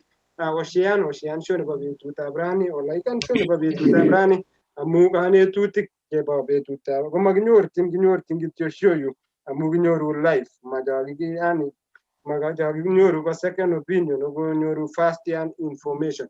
Ak biik tugul chekakoingian kora chomi kebebertab YouTube chekeseame kityo kele olaikan Oshian show betutab rani koityi biik chechang ako subscriben kora siyo kakitou tetutik kyok kobwotwok YouTube anan ko pageit nyo ne notok kitinye kitoi tetutik chuchok eng betusiek tugul. So Balozi Peter Rono ngawekun ako mi tebutiet sikoi koteshi Pastor Joel Kimeto amu kakomong kale most of singers ngo kakonyor this popularity kakonyor kasubet nebo biik chechang ngo tuyet age tugul komatauge tuyet amait koingiani chito ki nekekure neu pride ak kit age kora ne ingiani most of the singers Pastor Joel Kimeto amu you are advisor 46 years in industry ko kokoit betusiek chu nginyoru kasubet kidogo kora chito kole solution ko ibisom ng'echeret nebo MCA anan nebo mjumbe anan nebo gavana. Tos my face and such nini, and what is your advice to your upcoming musician? Kongoi nyeosea ko mongen pastor ngo kakenyoru tebutiet nakateb in 3 yani mitei 3 in 1 nekateb ale imwochini ne ameche ing'ololchi bororiet pastor kosubkei ak tukyu somok boriosiek ameche ng'oliot nekakemwa eng yo ile mi ng'oliotab peace kitien tienwogik chetinyegei ak cho. Angen kora ale kitien tiendo nebo corona pastor ain kokanyo tiendo kokebe lockdown. Mi biik kora ngwenut chuma cheberberi biik simwoiwech akobo kokoit mionwogik ak anyun mi rubet mameche kobois biik ameche ing'ololchi bororiet pastor kobun somok eng ng'alechu akiteschi chakamwa Osea amu kole yenyone tienindet yekakonaak kitegen koker kole uni kokenaak kokochang'a crowd chekesubi tiendo akong'et komach MCA kimach MCA pastor ko siteschi testai pastor kemuten ke eng yo imutenot pastor imutenot bas abwoti ale ukoson nguno kikosin testai. Kongoi mising, kongoi ambassador amu tebutiet neketeb nawal korok nombo nekateb Osea akobo tienik chechang che ngonyor biik che ng'ering, biik che tutikin che kaisub inendet kokas kole takisom ng'echer. Kaiya komongen maana nekibo kursenyi amu talent tiendo. Mitei chito nekitun kikuren Mheshimiwa Korir abwoti neu nikibo olimbo Cherang'any ko kiloboti ako kitestai koloboti ko MP. Kamache amwa ale yon kenai talent korok isusuiye anan iboisie talent ngotun ine kamach biik amu makiyetes ng'echer amu kabo ng'osiek lakini matingo iume biik ile kamache aik popular anan anai famous anan ai celebrity asiyekakenayan asome ngecherani komengen kit neyoe. Biik alak kora kotinye kit nekikure kiburi, losetabgei nemomoche sirutik chetililen. Ane kocham yon kawe tuyet anendet awendi ngaitite kokaketoi tuyet alechini chito isokishanan irekwo asiabun batai asikomat disrupten tuyet. Anan kiboketebi ak biik abwate kikimi tuyet nekiwe eng ole kile Kapsoit yon kiatiene ale kianyoru sikiriet nekirorye eng Kapsoit. Ko kebe awane akawe batai ole kimete biik ak ketebi ak biik eng suswek ko tieni biik, amdoi biik. Korokose komwoe alak kole kanyone yune amu chito nekamache aker, nekamache aro betutab raini ko Kimeto. Akose eng yutok kotakotebengei kole ingen inye Kimeto, ingen kotkotebenan amu kakere sikwo boyon age tugul. Kole ingen Kimeto, alenji angen. Kole iborwech, alenji aborwo. Amu pane losetabgei eng tienindet ako talent kobunu Mungu. Kit age tugul kobo Mungu, inye koi chito kityo. So itebi ak biik kou kit neiu mechenjen en or age tugul, iku chito neiming'inigei asikokanapten Kamuktaindet. Amun kobeku betut kokakotoi kele kang'oe kai chito nekayoe boisiet. So amache amwochi tienik alenji oistoengei kiburi. Amu kiyon kikuren kiburi ko nekichor Setani. Meutie ile Setani nekikuren Beelzebul ko ki tienindet nekiwo nekibo kipsengwet. Ako kiker kole kakowine malaikaisiek komoe kopingankei ak Mungu saburitab ki tienindet. So ripkei tienindet asimakitienin kechorun ak inye kou setanik chekikichor en olimbo barak olin. Uu ng'olio neamache amwochi tienik ko notok. Ko inanyo aketyigei ng'olio nekemwa Balozi akobo tiendo nekiatien akobo corona. Kiatien tiendo nemwoe kole iun eut, rat kuting'ung, morikyin ak biik kou yemwoe protocols chebo ng'alekab atepto eng kerichek anan en ministry nebo tililindo en emet age tugul kosubkei ak mioni miten nguni. Kit nebo kwong'ut kotomo koyan bikyok kole miten mioni en kebeberwek alak. Ana iitite komoswek alak chemoingen chito maskit kole ne. Melen ile okot ng'alechu bo social distancing. Ako niker ko kitoune okot kandoik korok icheket cheuni maiyan okot akichek kole mi miondo. Ako yo inany kityo komugus biik konam kobar biik wave nebo somok ikere ile kakotar biik akotounen okot kandoik mising. Kouni komoche any kokos kidogo kole kaba miten miondo emet. So miten mioni, matkobur biik, matkotebi biik kot kouo momi miondo. Miten miondo ako bore biik mioni. Konon kiamwochini alenjini ongeribengei koroi amu kikile kiribisi kiyelegei konyokosirto kimaket. Aniyenkei inye imwei ako mationitu koistogei yoitiet. Mi kit age kora nekwakere eng ng'alekab kerichek. Katakomwowon kandoindet agenge eng kandoik nekibo Kresoi kikuren Sakayo Cheruyot. Ko kamwowon kole kokenabin.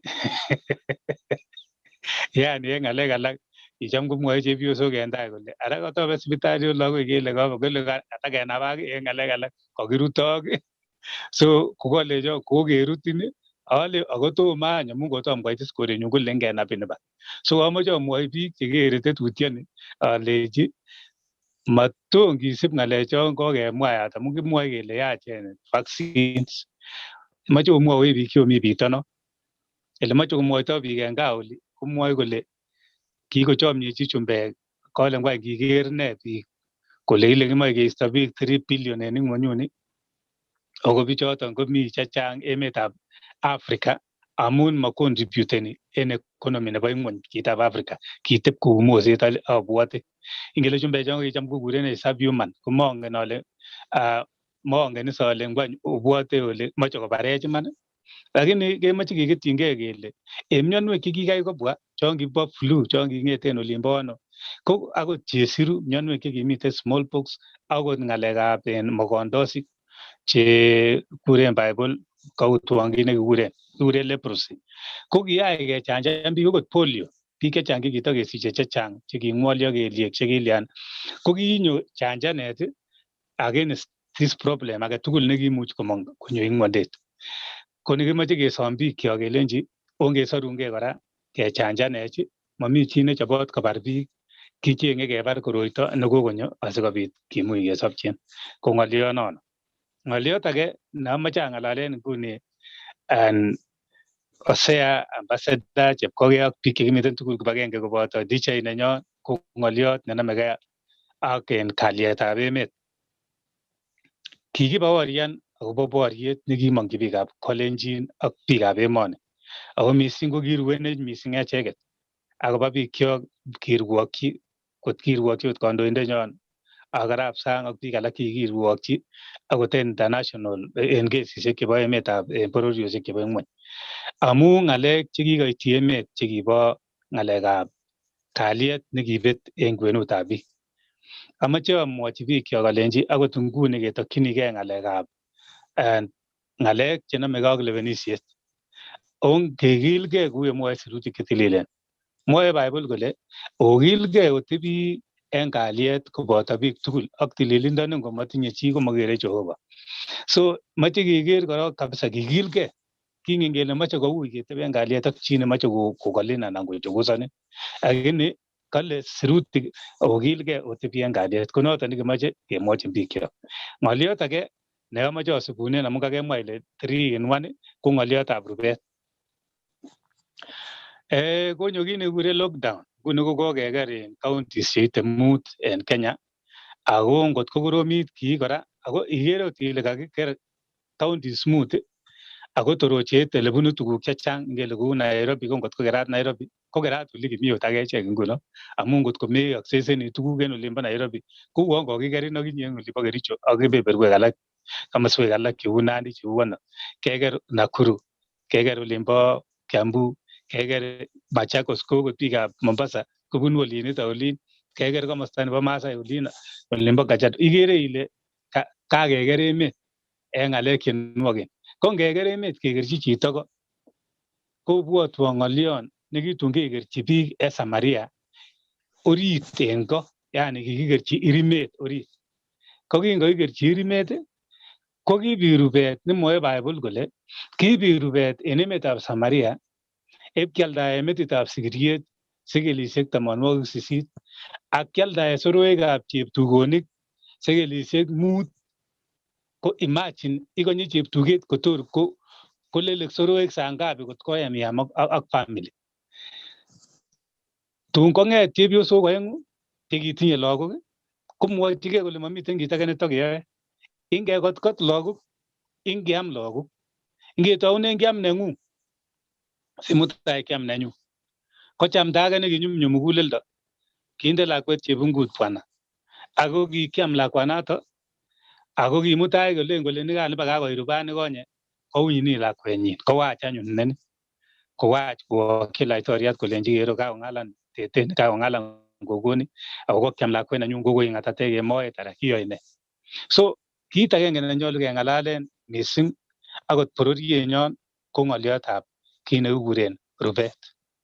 Yekakoker chego miondo anan ko boriosiek anan ko ne ko ngometinye tuguk cheiyome kokonu koimutiet kiyoton missing. Ako noton sikomwoe Bible kole ngoyamak chi oame ak chi olochi. Noton nekorom ngomamiten tuguk chekiome koya. Chito nekiam rubet kot kwalda inamwa ale kialda kiy tugul ko werto age nekikuren Esau. Nekingolen koitu en loget matinye kiy matakome matakonyor nekacheng'e en loget konyor ng'eetab kam kochop uchi en yu kolenji bwana kamewe kolenjin inaralian neo kolen iwos ne chito neo kole ibokotietunotonon ioldoi kiy age tugul ibialdegei. Yakere biik chekimi emetab Misri en betusiekab Joseph ko kinyokomwochi Joseph kolenji kikitinye tuga kikialde koba, kikitinye mbarenik kikialde koba, kikitinye rabinik chekikiboisien kiketar, kakibwat aeng'u ng'olion kakisom koni alech. Kolenji alech asikeibun otwogik chebo barawa samangenyoru okot keswek anan ko amitwogik chekiame. So ui ng'oliondoni ako korom. Kamwa ale aldogei chito sikonyor tuguk cheome.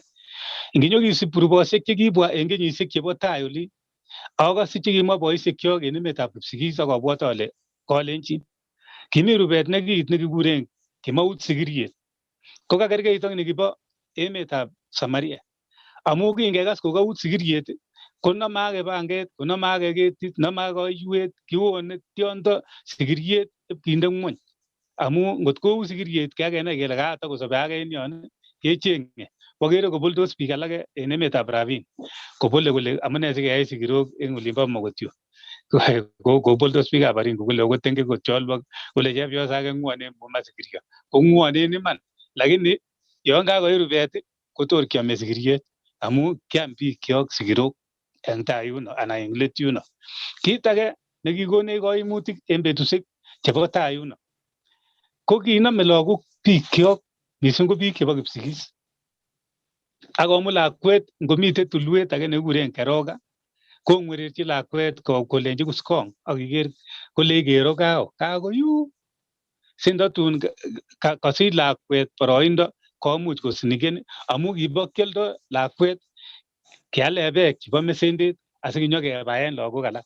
Cham atebegei ale kingorurchin kosobo bei ana beek ko kiyoe ne chichi ngot ko kimako musembe nekiyemi amun tos kikarobon yun kityo akonam kemei chichi ana kimiten ko kiiyemi komanai. Kakinet bichuchok kelenji oyai boisionik tia lagok vijana nguni ot kemi hatari neo amu kisiche lagok akisomeshan ko yekakosoman lakwet komatebie resop olin konyo town ko ngonyone town koositu sigindet keosekitu ko ngeosekitu chekocham kobotisie koboe biik komi nino konyit nekebai nekiwo town ako makomi neibotisie en gaa obwote kole kiome ne en tai ireyu.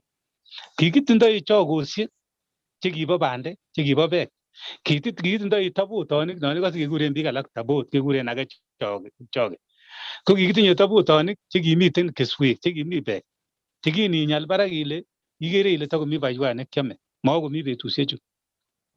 Choget nekimi sang yono nekimi tuguk makomi betusiechu. Choget nekimong'u kekuren supermarket ne nguni ngokakiker olino ak iwe icheng kit nekemoche komenyoru igen ime anan iam chito age ko koanam aorogen ambassador ale uni tos ame murenchu amu ingen kele makitinye kimnotet nguni kotebie nguni ngot kobet tuguk chekiome kelen ketounen boisiek kiam ana obwote ne akere ale uni kamach kotokyigei biik en oret age nekamach kobarech bichu amu kiborchinigei keyai ako maketinye kimnot nekiyoen ako kakwo chichi ko karon kachorgei chichi man komongyin ano mano matokyingei chichi man. Kongoi pasta, kongoi kakemach keorogen kitikin lakini ongeboisie biik chemengechen yete itinye kimnotet okeny keboisie. Kongoi pasta eng ng'alek cheechen chekoimwoiwech kokotomo sikeweke nyekekonin imwa ng'alekuk chebo let ko ameche awek anyorun DJ ikonech tiendo kitikin sikobit kewek eng yo konech tiendo kitikin. Kongoi abwoti ale kawe cherake biik cheisubech. Kongoi pasta ng'alek cheechen, kongoi eng kotikonutik chotok kaimwa chetinyegei ak ng'oliotab peace, ng'oliotab mionwogik ak ng'oliot notok bo food security.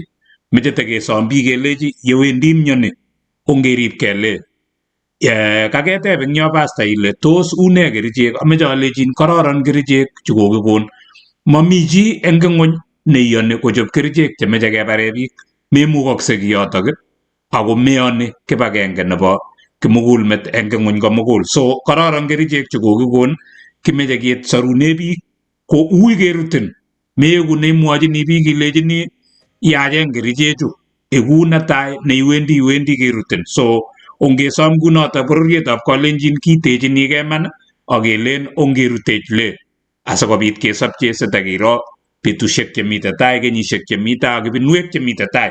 Ko DJ ameche ikonech tiendo sikewek eng yo. Kimiten atindonio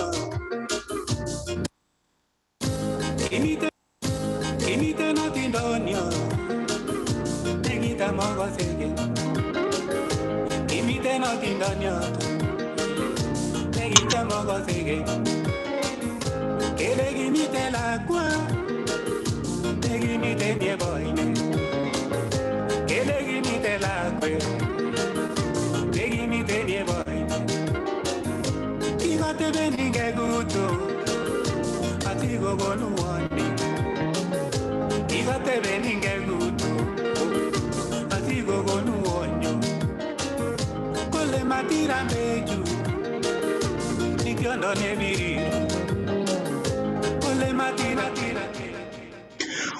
Kongoi nye DJ, kongoi kimeche kesomin chitab Kalenjin iu neut kuye mwae pasta ako iye ungeribkei bororienyo ungeamu kitechinigei aketieme ing or age tugul boroindo nekakinyoru kemeche kemwochi chi age tugul kou notok ko ameche aib kasari pasta abwoti ale kaikas kakosubin biik chechang isubin biik eng chemite Facebook isubech biik chemite YouTube kitekesome kora kele likean subscribean sharean atya sikobit ketestai kiro kele kakiyai tukchu tugul chu kiyoe chu ko pasta kaikas kobun bichu anan kakosubin bichu ameche amuchi aitchi chepkokei eng yo amuchi aitchi Osea amuchi aitchi DJ ameche akwek somok cheomite yu omwoiwech ole tos tienwogikab pasta ini kokikotinyin eng or ne amu ingele pasta mara kitien iwendi itieni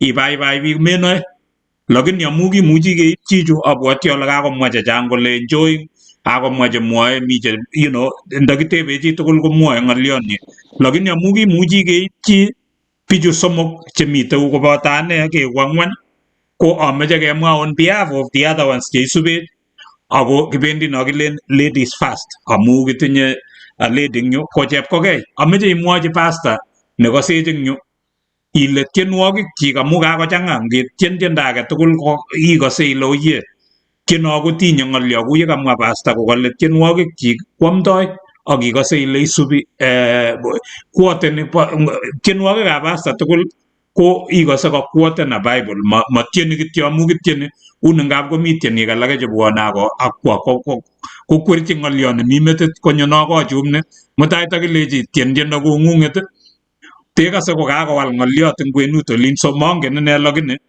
ko chepkokei kimeche ketounen asikebe Osea asikebwa DJ atyatar eng yo kekas tiendo kitikin sikekonin pasta imwa ng'alekuk chebo let ko chepkokei. Kongoi. Kongoi balozi eng kasarta kameche eng wakati nito nekakekono alenchi kongoi pasta. Thank you so much Pastor Joel Kimeto eng tienwogik chekitien angen ale tomo ketuitosi lakini tienwogikuk kochero atkan kora yani akakas ale ngamisen angot ka atieni tienwogik aplayen tienwogikuk eng YouTube mangamisen ka kityo cham akase mising yakakas ale maybe kwaloite Jehova amu ingen ngap betusiek alak ko imi down eng ng'alekab Jehova awendi akakase tienwogikuk akakase kwamdoiwo eng saishek tugul ako angot nguno ngakase tiendo ikase ile kotuliani muguleldo yani ikase ile it humbles you it preaches to you akonetin tuguk cheech akachome mising tienwogikuk amu melen ile ng'alale Bible inegei ng'alale ak context nebo betusiechu nguno kocham anyorune a lot of counsel kekure katigonet anyorune katigonet neo eng tienwogikuk so ameche amwa kongoi kabisa pasta angotestai koberurin Jehova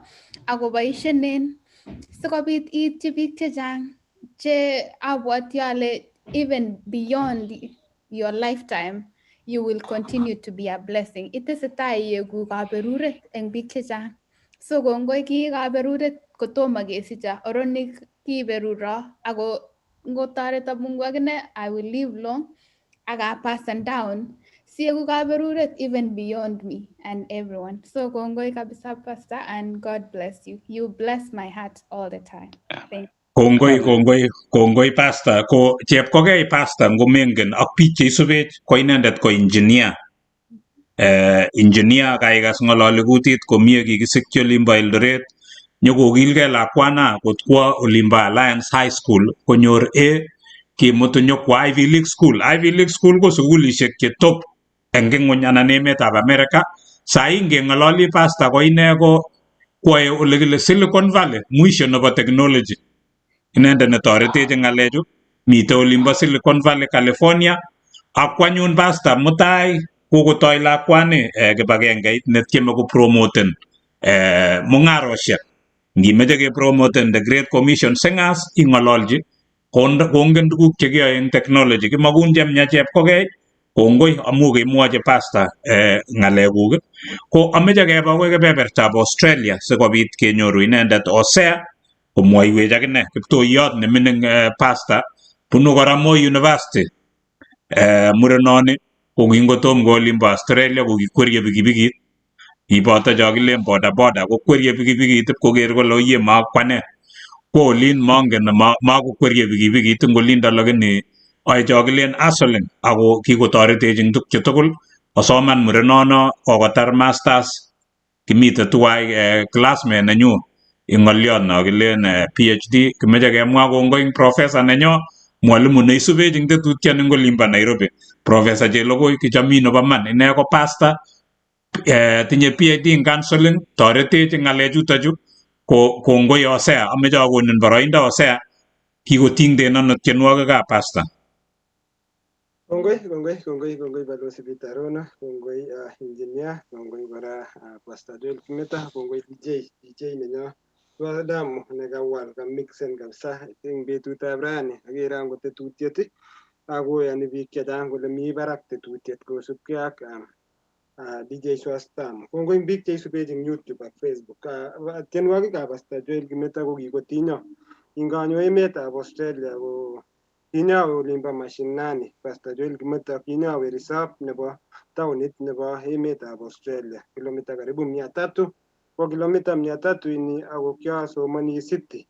So kicham koyoche kang'et saa 9 ak chorwa nenyu nekikure Arap Masai. Ko saa 9 inoto ko nging'et saa 9 kotikomi barak rwondo karon kabisa akobaregei ak oret sikosikchi iit sukul saa 1. So kingemi oret ko kicham kindei tienwogik chebo Pastor Joel Kimeto. Ko tienwogikab Pastor Joel Kimeto ko cherin kabisa, angot kabisa nekocham kotinyo ko nobo isuinye. Ngap kemi emetab Australia kochang challenges. Mi lagok chebunu korik cheterchin, mi lagok chebunu korik cheng'ete sabab cheu Karen, mi biik chebung'ete asolaya kibwa emetab Australia. Ngap komi tugun kora chengap kotekani kijanaek eng emoni bo Australia. Ko tiendo nekocham kochero, ngap iro kijanayat kwame kobut chebokuimet ko ngibwat tiendo nobo Joel Kimeto nolen isuinye ng'ololji kale ngoimin much icheng nebo ibinda, much icheng boisiek, much icheng ne. Ko kocham ngoro neranik anan ngoro chi nebo ibindanyu komanyone oret atiemeche ang'ololji. Ngoesio ng'alekchu acheng chito age kong'ololji. Ko motivation neu notok anan kimnatet neu notok anan the knowledge nebo koturut tiendo nebo Pastor Joel Kimeto amu tinye a lot of inspiration ak insight.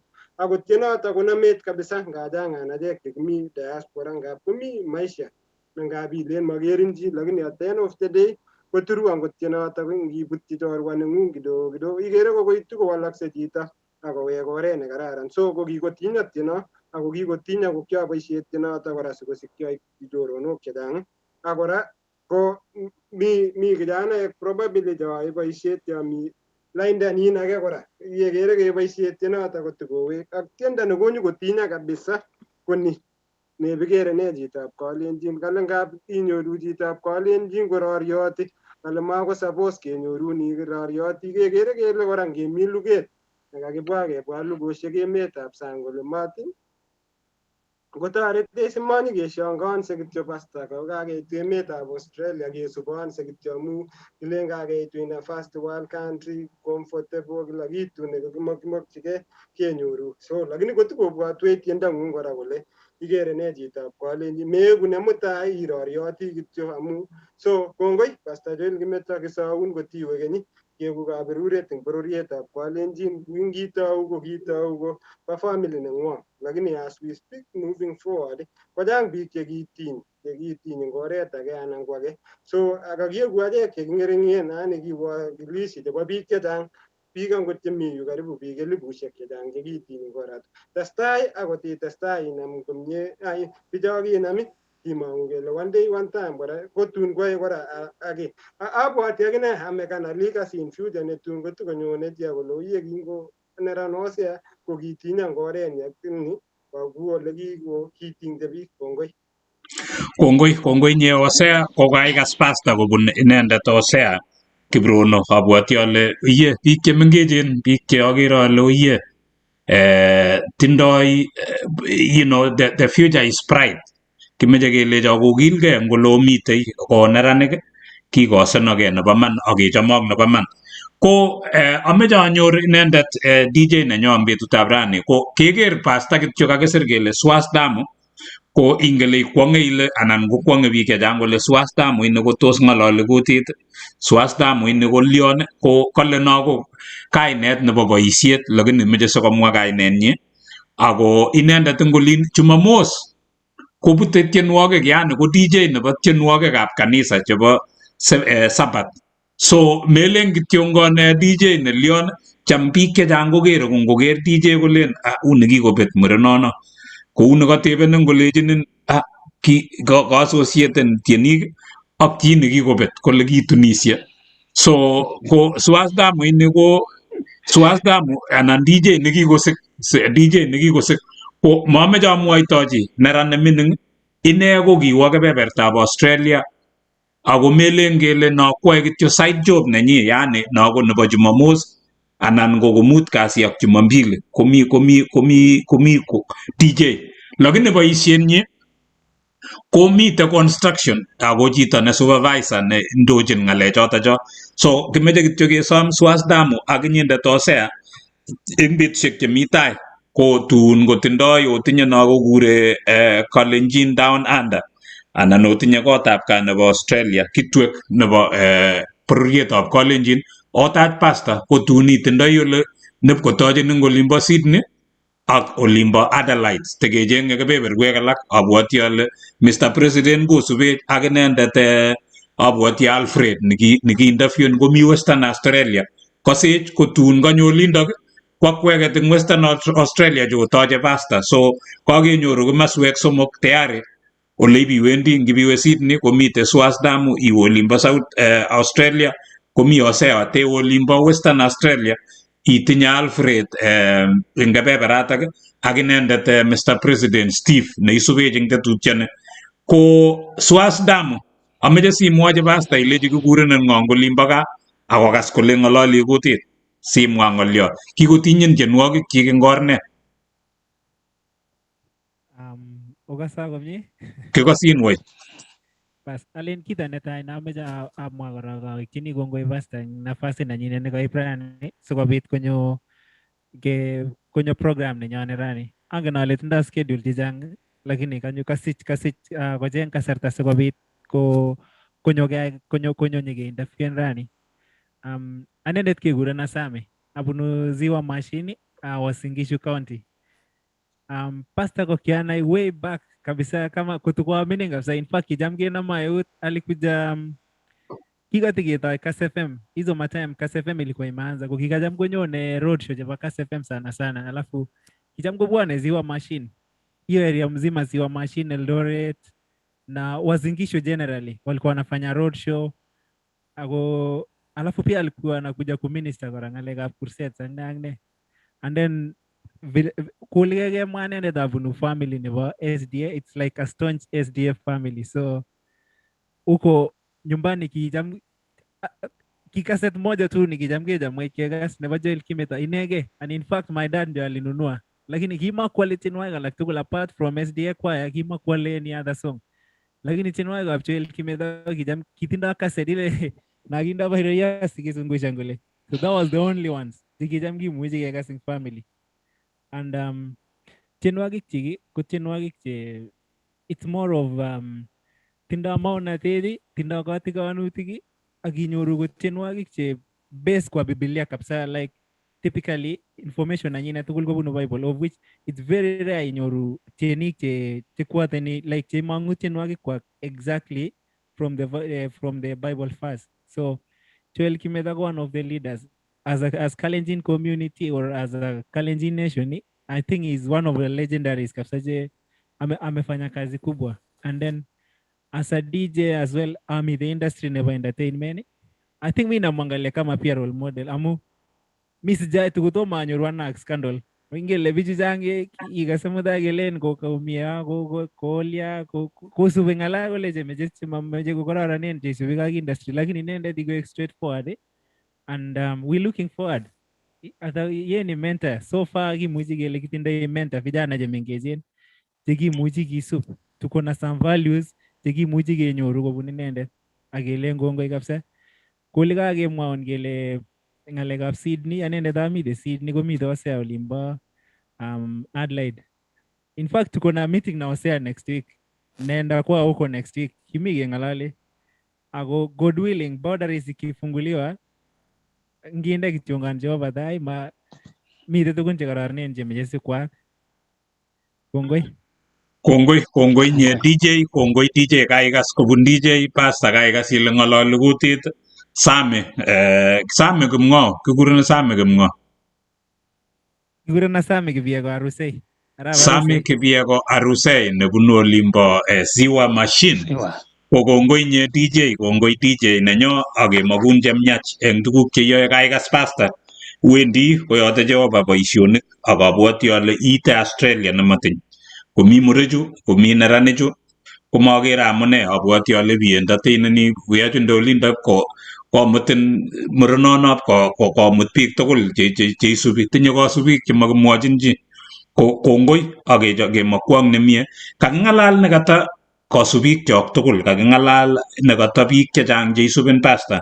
Ameche amwa ane kongoi nekata ane kwondanyu Tergok nekikenyoru boroindo, kikenyoru kelchin kenai Pastor, melen okot kityo kekas tienwogik chik kikenyekemutu nyeketebi tugul eng olim Amerika ine ketach konyo Amerika sabarishek cho mut nyekebendate tuwai kesungukan mautye tiendo nobo ingen ile kiyoin ng'o anan kiyoin Jehova. Ko kongoi amu kianyoru kelchin kemite tuwai kongyo soet kelen kakibendi kilen kabit ambulance komong tiendo ko mokoi autye tieno Pastor akemeche kelechin kongoi kitiny biik chechang, kitiny lagok. Kianyorunote lagok chemengech chekokile ngorir lakwet kikochi tiendop Kimeto kotulian nekakokoromit komi karit kobaibait akotestai kokas tiendo.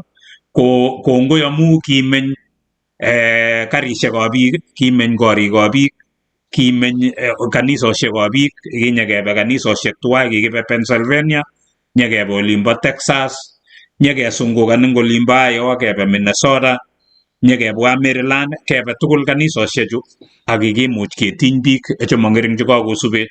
Kimeche kemakun chemyach Pastor. Ko ameche akonin boroindo Pastor, kaikas kong'ololdos neranchu nga mengechen kitou anan kitieni kotom kesich ichek nyewa nyekesich kocham tienwogikuk akosub tienwogik. Kaikas ng'olyo nekamwa neranchu ko nekata bichu tugul chu kotomo kekonin imwa ng'alekuk chebo let Pastor, ko tos iteschi ng'olyo inye kaikas ng'alek chekamwa neranchu.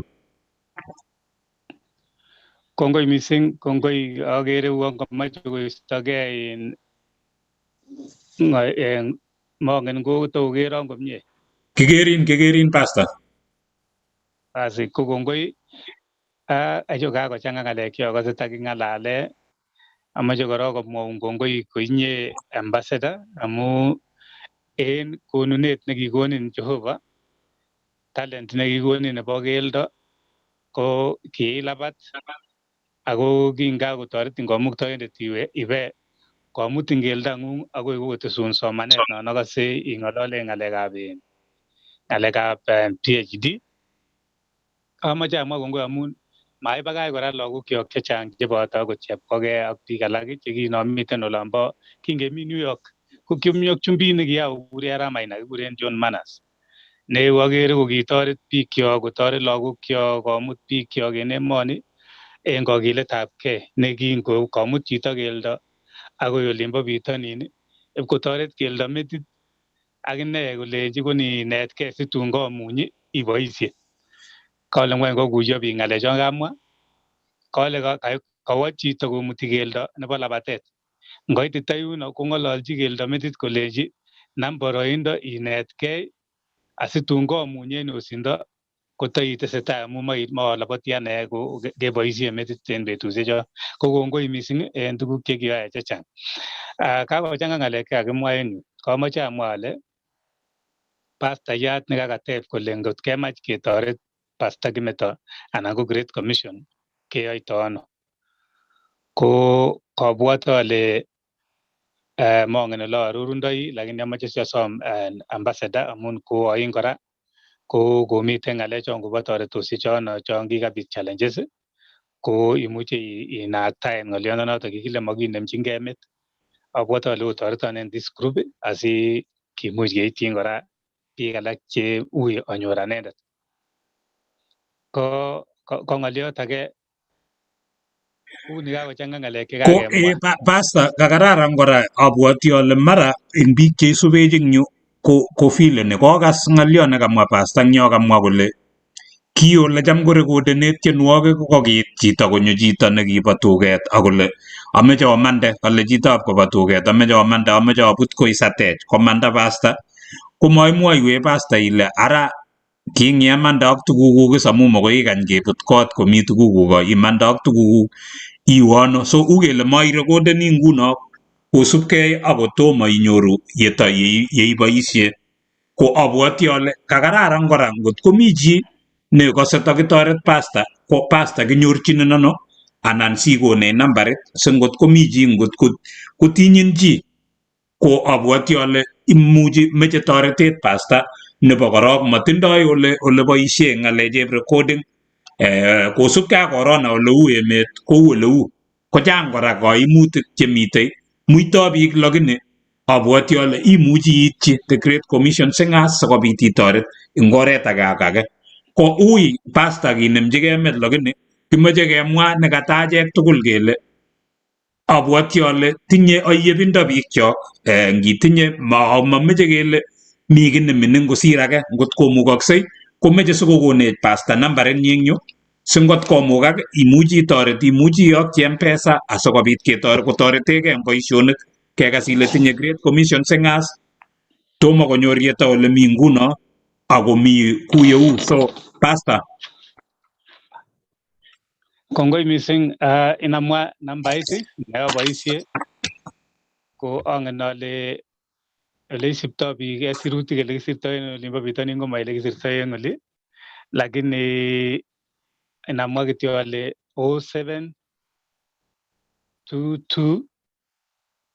645 362 mongen kotos kotok che matogu en simet komie ak 0722 645 362 mongen ko kenam komie en ambassador kanam soket kioketyini wei ko noniton ak kemoche kemwochin kongoi kora biik chewileni kotoret ministry nenyo ko iberuro kamuktoindet ayani ale nyolu kiberur tetutioniton neng'wong'et kiyotou nebo Igere ne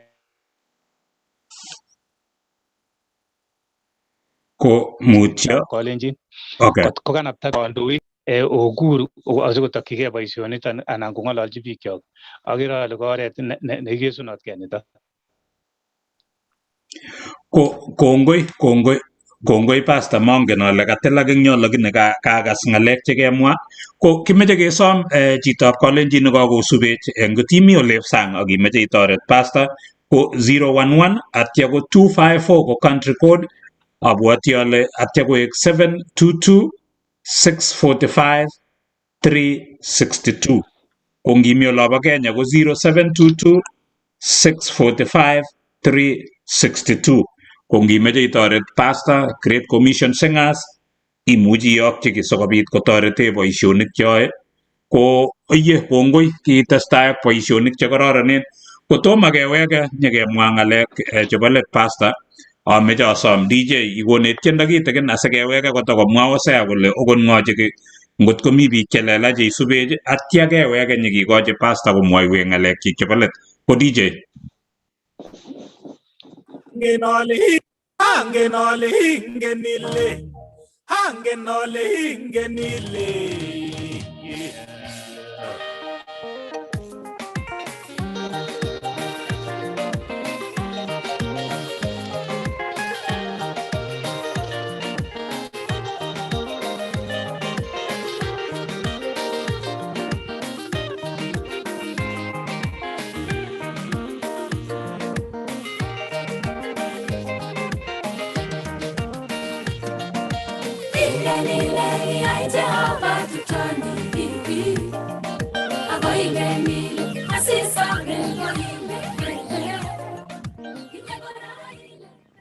Kongoi nye DJ nenyo, kongoi nye DJ Swasdamu Sami komi kebeberta noto bo Sydney, Australia. Ko kimeche kemwa kongoi ing akwek tugul chekaosubech eng betutab rani, kongoi ing akwek tugul chekaosirwech ako to tesetai ko osea. Mongen ngot ikere biik chelelach cheisubech ko ameche imwoiwech sikotomo kikochi pasta komwa ng'alekchik chebo let ko osea. Kongoi agere biik chemi kebeberta nebo YouTube, agere chi nekikure Joseph Rotich kale live and clear from Narok. Kongoi Joseph Rotich kosubech kobun kebeberta nebo Narok, mi YouTube inendet.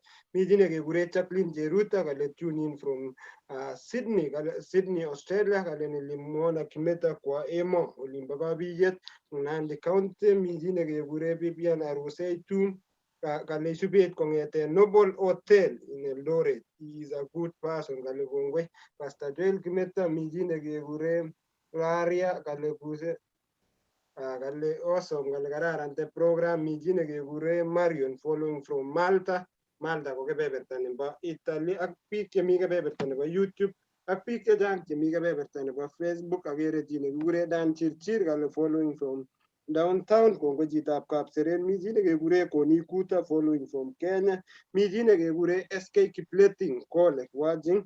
Kongoi. Mi chi nekere Ayub Tero. Kongoi. Mi chi nekekure Sipora Sum. Kongoi Sipora Sum. Kongoi isubeti kole mi chi nekekure Ellen Jeruyot kale wonderful program. Emeke Pastor Kimeto our legend. Kongoi acknowledge Ellen Jeruyot ng'alyot nebo kale the legend. Mi chi nekekure Job Kirwa watching from our Singishu County. Job Kirwa ini ko kicham kwa sola mwenzangu, kicham kemi motorbike ngolimba Moi University. Kijana yekiametochi tuktukit. Kongoi Job Kirwa kale mi oret akine konyone emetab Australia. Karibu Kirwa. Mi chi nekekure John Akoech kosubech kobun kebeberta nimbo emetab America kale tinye tiendab Pastor Joel Kimeto. Mi chi nekekure Koni Kuta kale kongoi ak Alvin Pito. Kongoi Alvin ngole isubech. Kongoi. Mi chi nekekure Osea Kiprop Cheboret kosubech kobun kebeberta nebo Moi University. Mi chi nekekure Liz kosubech kobun olimbo Nairobi. Ak biik Bilare Kipkore. Kongoi kobun kebeberta nebo olimbo America. Mi chi nekekure Kimutai Koech. Kongoi. Agere kakosir namba chebo Pastor Joel Kimeto. Kongoi biik chok chekakoit ujumbe nekasom Pastor Joel Kimeto ongiro ole kakipromotende anan kakitoret Pastor Joel Kimeto sitikotestai koityi biik alak chechang kabisa. Biik chemomi emetab Australia, chomi Sydney, chomi Melbourne, olomi ola tugul or watch ora ole kakitoret tugul Pastor Joel Kimeto. Mi chi nekekure Edwin Kimutai following the program. Kimeto has been outstanding all through. Kongoi Edwin Kimutai kobun kebeberta nimbo Mosoriot Kenya in Kenya. Mi chi nekekure Kanan Kipchumba Kilach kale watching live from Eldoret. Thumbs up. Kongoi Arap Kilach Kipchumba jana nekiligei kabisa. Mi chi nekekure Kimutai Koech isube live kobun kebeberta olimbo Doha Qatar. Mi chi nekekure Noah Kiplagat Arap Chepsirori ak jana Chito chipukizi nekodam keyoe boisiet kabisa ngole mtandao nebo Facebook ak YouTube akosikibwat inendet kora koibet koko nanyi lakini isubech kemboutab rani ak biik chechang cheisubech kebeberwek tugul. Mi Pastor, mi biik chemi YouTube, mi biik chemi Facebook, mi biik chekachop watch party sikosikyi kowachen. Ako mi biik kora chekeitchini kobeku wikit komi biik chekanyo kofiewen akowachen programini ne betutab rani nebo Pastor Joel dedication special episode nekakakidedicaten akoityi Pastor Joel Kimeto sikokonech blessing anan kokonech kaberuret moving forward kotikeityini biik anan bororietab Kalenjin eng tabwek cheterchin. Ako ngoi ngawekun balozi. Kongoi nye Osea Kibrono imi kebeberta noto bo Australia. Kongoi ngakwek tugul chekaosubech kakas akot Helen Chiriot, Pastor ibwoti kobun kebebertab Minnesota, inendet nekinyokotachen anan kitachech eng olinywanet eng olimbo Minnesota kemeche kemwa kongoi yoktoiwek kokotiet koit biikab Minnesota tugul lechi kongoi ko akwek tugul chekaosubech koni eng kebebertab Kapsabet kelechinin kongoi eng boroindo. Mwanafunzi nenyu Jona Koech komi kebeberta Jona Mayo komi kebeberta nimbo Arizona ko kongoi ko biikab Australia tugul kimeche kemakwong nemie akemwa kele oyie kimeche kiro kele kotach pastor eng kebeberta nobo Australia tun otinye kitwek nebo Australia otach inendet sinyokoberurok eng kebeberatak otestai osubscriben otestai olaikan programit nenyonet siketestai kuno akoteschi kora iyobet tienwogikab pastor osubscriben kora akolaikan kunotok sikobit kotesokis nambarishek ngot ikose chi kakotinyin pastor ing oret agage ko ngimi sang imuchi iboisie 011 254 country code 722 645 362 ko ngimi Kenya ko 0722 645 362 ko notok iblesen pastor ing oret agenge anan ko age toret ing or age tugul ngomukokse mami ki nekele mining kosir age anan mining mising so ngimukoksei itoret amu chang boisionik choe ingen ngalekab corona ingen tukche tugul kokas ole oyie kimong tuguk chik eng ole cham korekodene kosubkei ak chito nekaityo ko kisaun pastor sokoyat kamuktoindet oret age neimuchi kochobok tukchu imukoksei matemeneki kamuktoindet eng or age tugul ko ya tugul nekikeni pastor kowek kakere kamach komanda eng yo kitikin kotomo kikochi komwa ngalek chik chebo let ameche keweke DJ kitikin yo kikeni pastor sinyekikochi komwa ngalek chik chebo let konech namba eng yo DJ.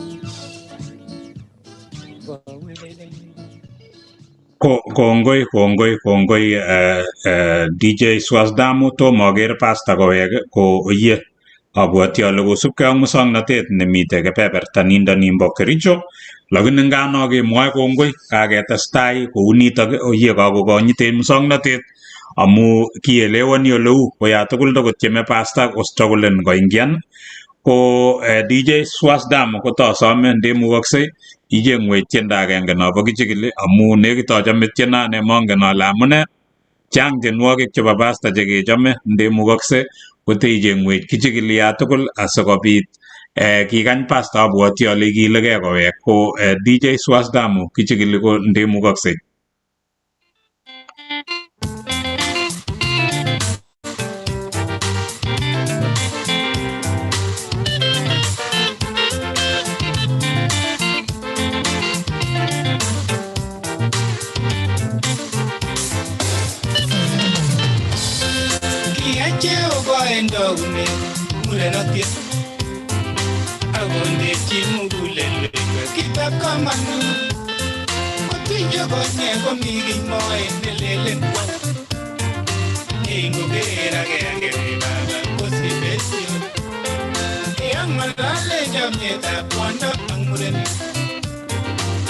tatari nengumugiri kogon waseme chamyene roi mangu konu faida Kalenjin wehe wachatu kinyasara konu waseneto.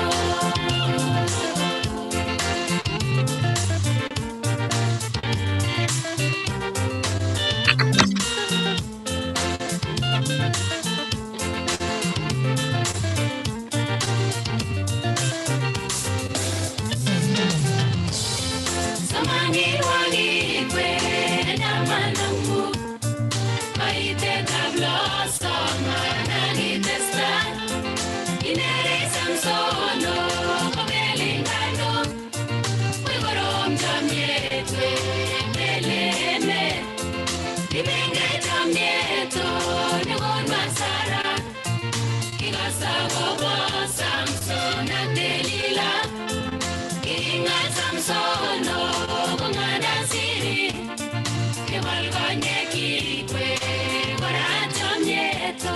kelengo itose tipte manguna menage Kongoi nye Swasdamu eng kebeberta noto bo Adelaide. Ko kongoi tomo aker kora pasta abwoti ale oye musongnotet nemite kebeberatak ko yo kibendi abwoti ale Hosea yeking'etye kebeberta nito bo yo kikeni pasta sinyokomwoiwech ng'alekchik chebo let ngot kowek kosubkei ak musongnotet ko abwoti ale yebata amu kicheng'e biikchok ako kongoi pasta nekakochamwech keboisie tiendo notok netokoi ketieni ing let yo ko kongoi pasta nekakochamwech keboisie tiendonyi ako abwoti ale kakokonech consent kemwoe kongoi pasta eng boroindo notok keib asikobit imwoiwech ak ichamwech keboisie tieni kimwoe kongoi nebo man amu kibendi ketesetai eng tetutienyo ko yeking'etye kebeberta nito bo Kericho ko eng tarik 9 Jumamos abwoti ale eng wikini nyonei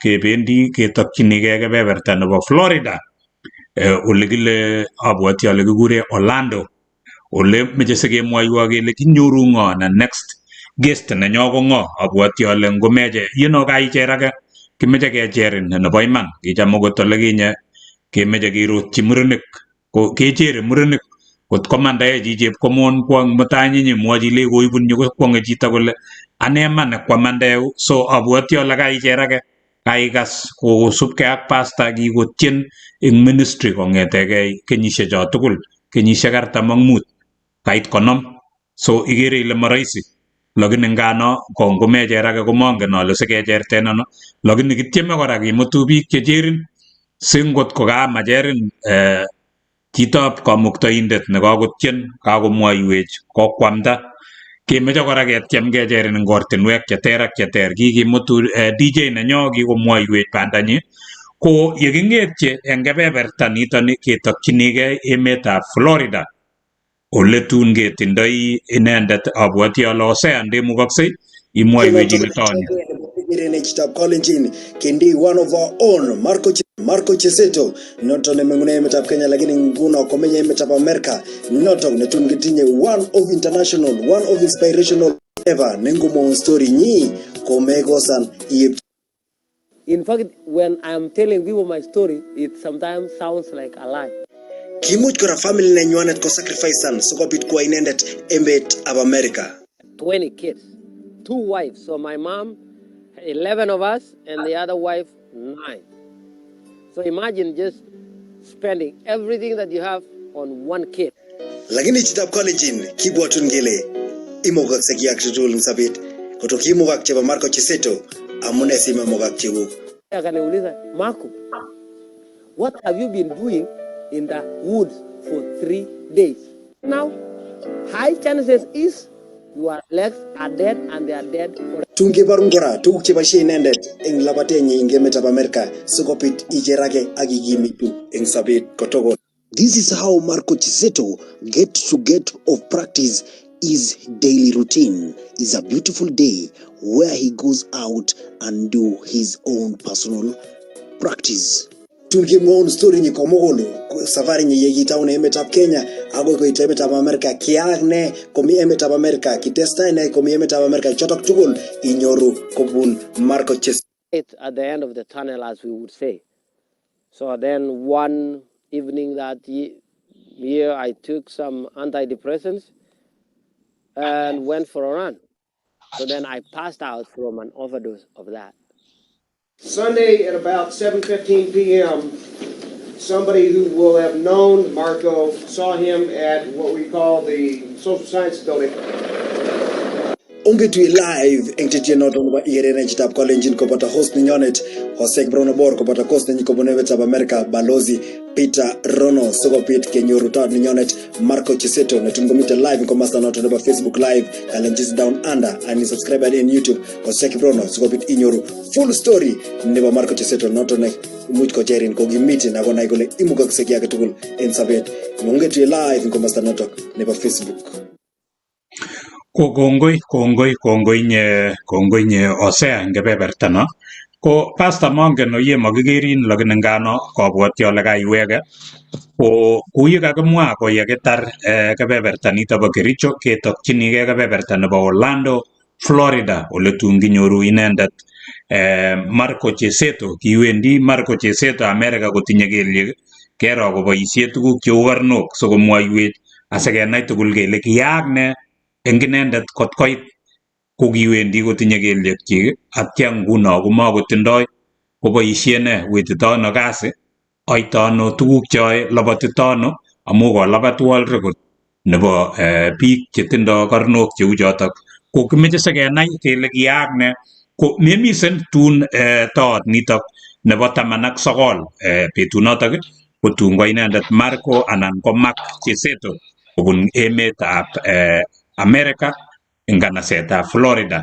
Ko abwoti ale kakowek pasta, kongoi ngakwek tugul chekakosubech, kongoi ngakwek tugul chekakolaikan, kongoi abwoti ale kaicherake pasta kosubkei ak musoknotet makikerin lakini ngano abwoti ale kikosin kimeche kekonin pasta imwa ng'alekuk chebo let akemeche kemwa kongoi pasta amu kaichomwech keboisie tiendo nebo Igere ne chitab Kalenjin eng tetutioni ketesetai. Kimeche kesom kora kele olokitesetai ak tetutik alak inyo asikoieku agenge kora neisubech ako abwoti ale kimeche kotekemwoiwok nambarit notok ngimeche itoret Pastor Kimeto ngimi sangutab Kenya ko 011 ko nambarit ko anan kilene country code ko 254 722 645 362 no ko nambarit anan M-Pesa nebo Pastor Kimeto toreti ine eng or age tugul asikobit kotesetai ministry nenyi ak boisionik chetindoi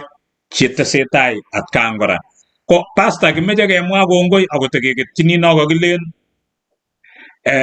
kongoi akobo tiendo so kaichomwech keboisie tiendo kimeche kemwa kongoi nekata achek tugul nekata Hosea nekata Janet nekata Suas Damu ak anendet mwenyewe ak tetutioni nyonet kemeche kelejin kongoi eng chomchinet notok kaichomwech ketesetai tiendo. Kimeche kekonin Pastor imwa ng'alekuk chebo let, imwochi bororiet ng'alekuk chebo let siketar tetutiet Pastor. Kongoi ambassador, amache kongoi en boroindo nekokonon akobwat kora keng'ololchin kibagenge bikyok chebo Kalenjin en yekerinech ak kikosen tugoni, amache amwa kongoi na inegei. Chamuan amwochi kongoi choronokyuk chemi emetab America kobun ambassador. Mi biik kora cheboto akot Moses Bitok en olimbo Iowa. Mi okot Amos Rob, mite biik chemiten olimbo Dallas cheboto akot Professor Bore, cheboto akot Dr. Sang, choronokyok chechang akot ak biik chechang chemiten emetab Olin ak biik kora chemi Maryland olon amache amwochi kongoi ichek amu kabwatet neibwotech akobwoti Great Commission bo kora keng'olol ak bichoton okot Joan Miso en emetab ingele America ko na komenai bakach chito kou kikiabokochin ambassador en New York barak yono tun akose kele mi emet age komakinoe kele bendi biik angen ale kikoba alak olin bo New York barak olin kikoba alak kono lakini en biik chemi emetab America akwek biik chemiten nguni olombo Sydney emet komugul nebo Australia, biik chemi Canada, biik chemi ui tugul en ng'wonyuni, kaker lakwenyon kole miten Florida. unoto soe Mi Florida lakini chepkoge tebie California. Oi. mi California Oi. abwate kiawe betut age betusiek alak akoi California yoto yono amache amwa kongoi amu okwek kitingen komong'unet neo yokas kou kit neu oliep kaa kotoretet neo mising ko nebo ng'alalet kokwek cheutotech cheong'ulech cheokonech ng'alek chekimuche kesoben en gaa oli so banda nekiyobe oiku toretenyon en oliep kaa maakot en chepkondok kityo lakini akot en ng'alalet inegei ak konetisiet neoneti bikyok yekiyech akoi imen kemokyinigei toreteng'wong amu okwek ko kiyobe ocheng ng'omnotet ne noton kemokyinigei en emoni ko ngobiruro kamuktoindet nebo kipsengwet amu tetutichon ko ng'alekyuk cheamwoe amwachini chitab Kalenjin en ing'wony komugul ng'oliot nekamwa tiendo kole ikere ne chitab Kalenjin ibwoti ne amache amwa ale en let nebo tienono komwoe kole kanyolchi chitab Kalenjin konam korok kakwautiet kocheng Jehova en sobenyin amu taunetab ng'omnotet ak kakuyet ko naetab kamuktoindet nekiyayech noton amache ale tanai chitab Kalenjin konai korok kamuktoindenyin ak yekeinai kamuktoindeng'ung kokonin inendet utotiet ng'omnotet ak ribetab sobet ko yekeinyoru tuguchoto tugul iiku chito nebo maana en ibindang'ung en ng'wonyuni kimi amu sirtoi ng'wony ak tugukyik akot biik kobendi akobwone ibinwek chekimoche ketiegei ng'alekyuk chebo uon cheang'olole ale ng'alek chebo let ko noton nekamache amwoi bikyok chebo Kalenjin anibuchi ko kaacham tetutiet nebo ikere ne chitab Kalenjin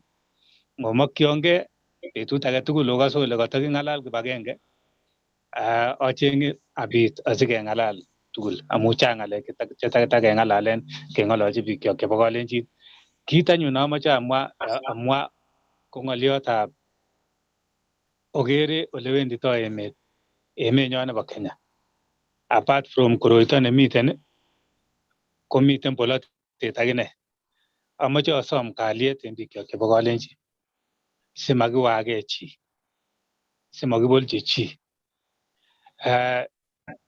miten ole kekere kele kakorik kakonekitit lakini kakile makichube tai amakichube let ako kakimwa kora kele kiseten tai ak katam ongebe neng'om bikyok chebo Kalenjin asikenam kutwet en chametab kamuktoindet nekachomwech so kararan kebe en saet matongebe en biretabgei kongoi Kongoi Pastor Joel Kimeto nekotonyo namba 18 eng betutab rani ko kabwoti ale kakeit let nebo tetutiet nebo betutab rani kongoi ngakwek tugul chekosubech kongoi ngakwek tugul chekoib boroindo eng oret age anan ko age asikobit kemite tugul kisome kele yeitesetai ilaikan isubscriben ak isharan eng betusiek chemi tai ngotko kamakeri chi ketoe ng'alechu asikobit iyokyi chi sikobit kosub kimeche kemwoiwo kongoi kimakun chemiach pasta eng betusiek chemi tai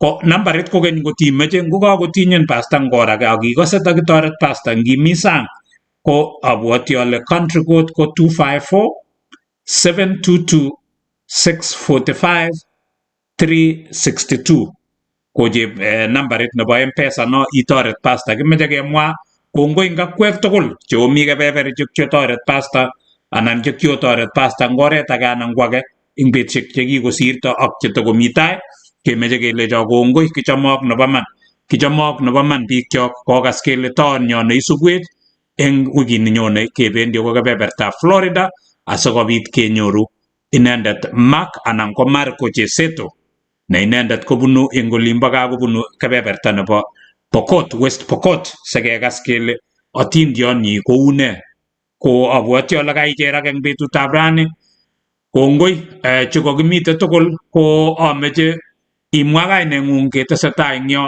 kitoune ladies first kokimite ak inendet ngomwake eng yo kokimite ak inendet ladies first Kongoi balozi anendet kegureno engineer Janet Chepkogei abunu Kapcharija chebo Moi University eng biik chemengeno. Ako kongoi mising pastor eng kasarta nekeib kemite tugul abwati ale kaberurage ane kabwati ale kakoberuragis kastoik chok. Testai ngotoretin Jehova koteitestai iyapte tugenyi.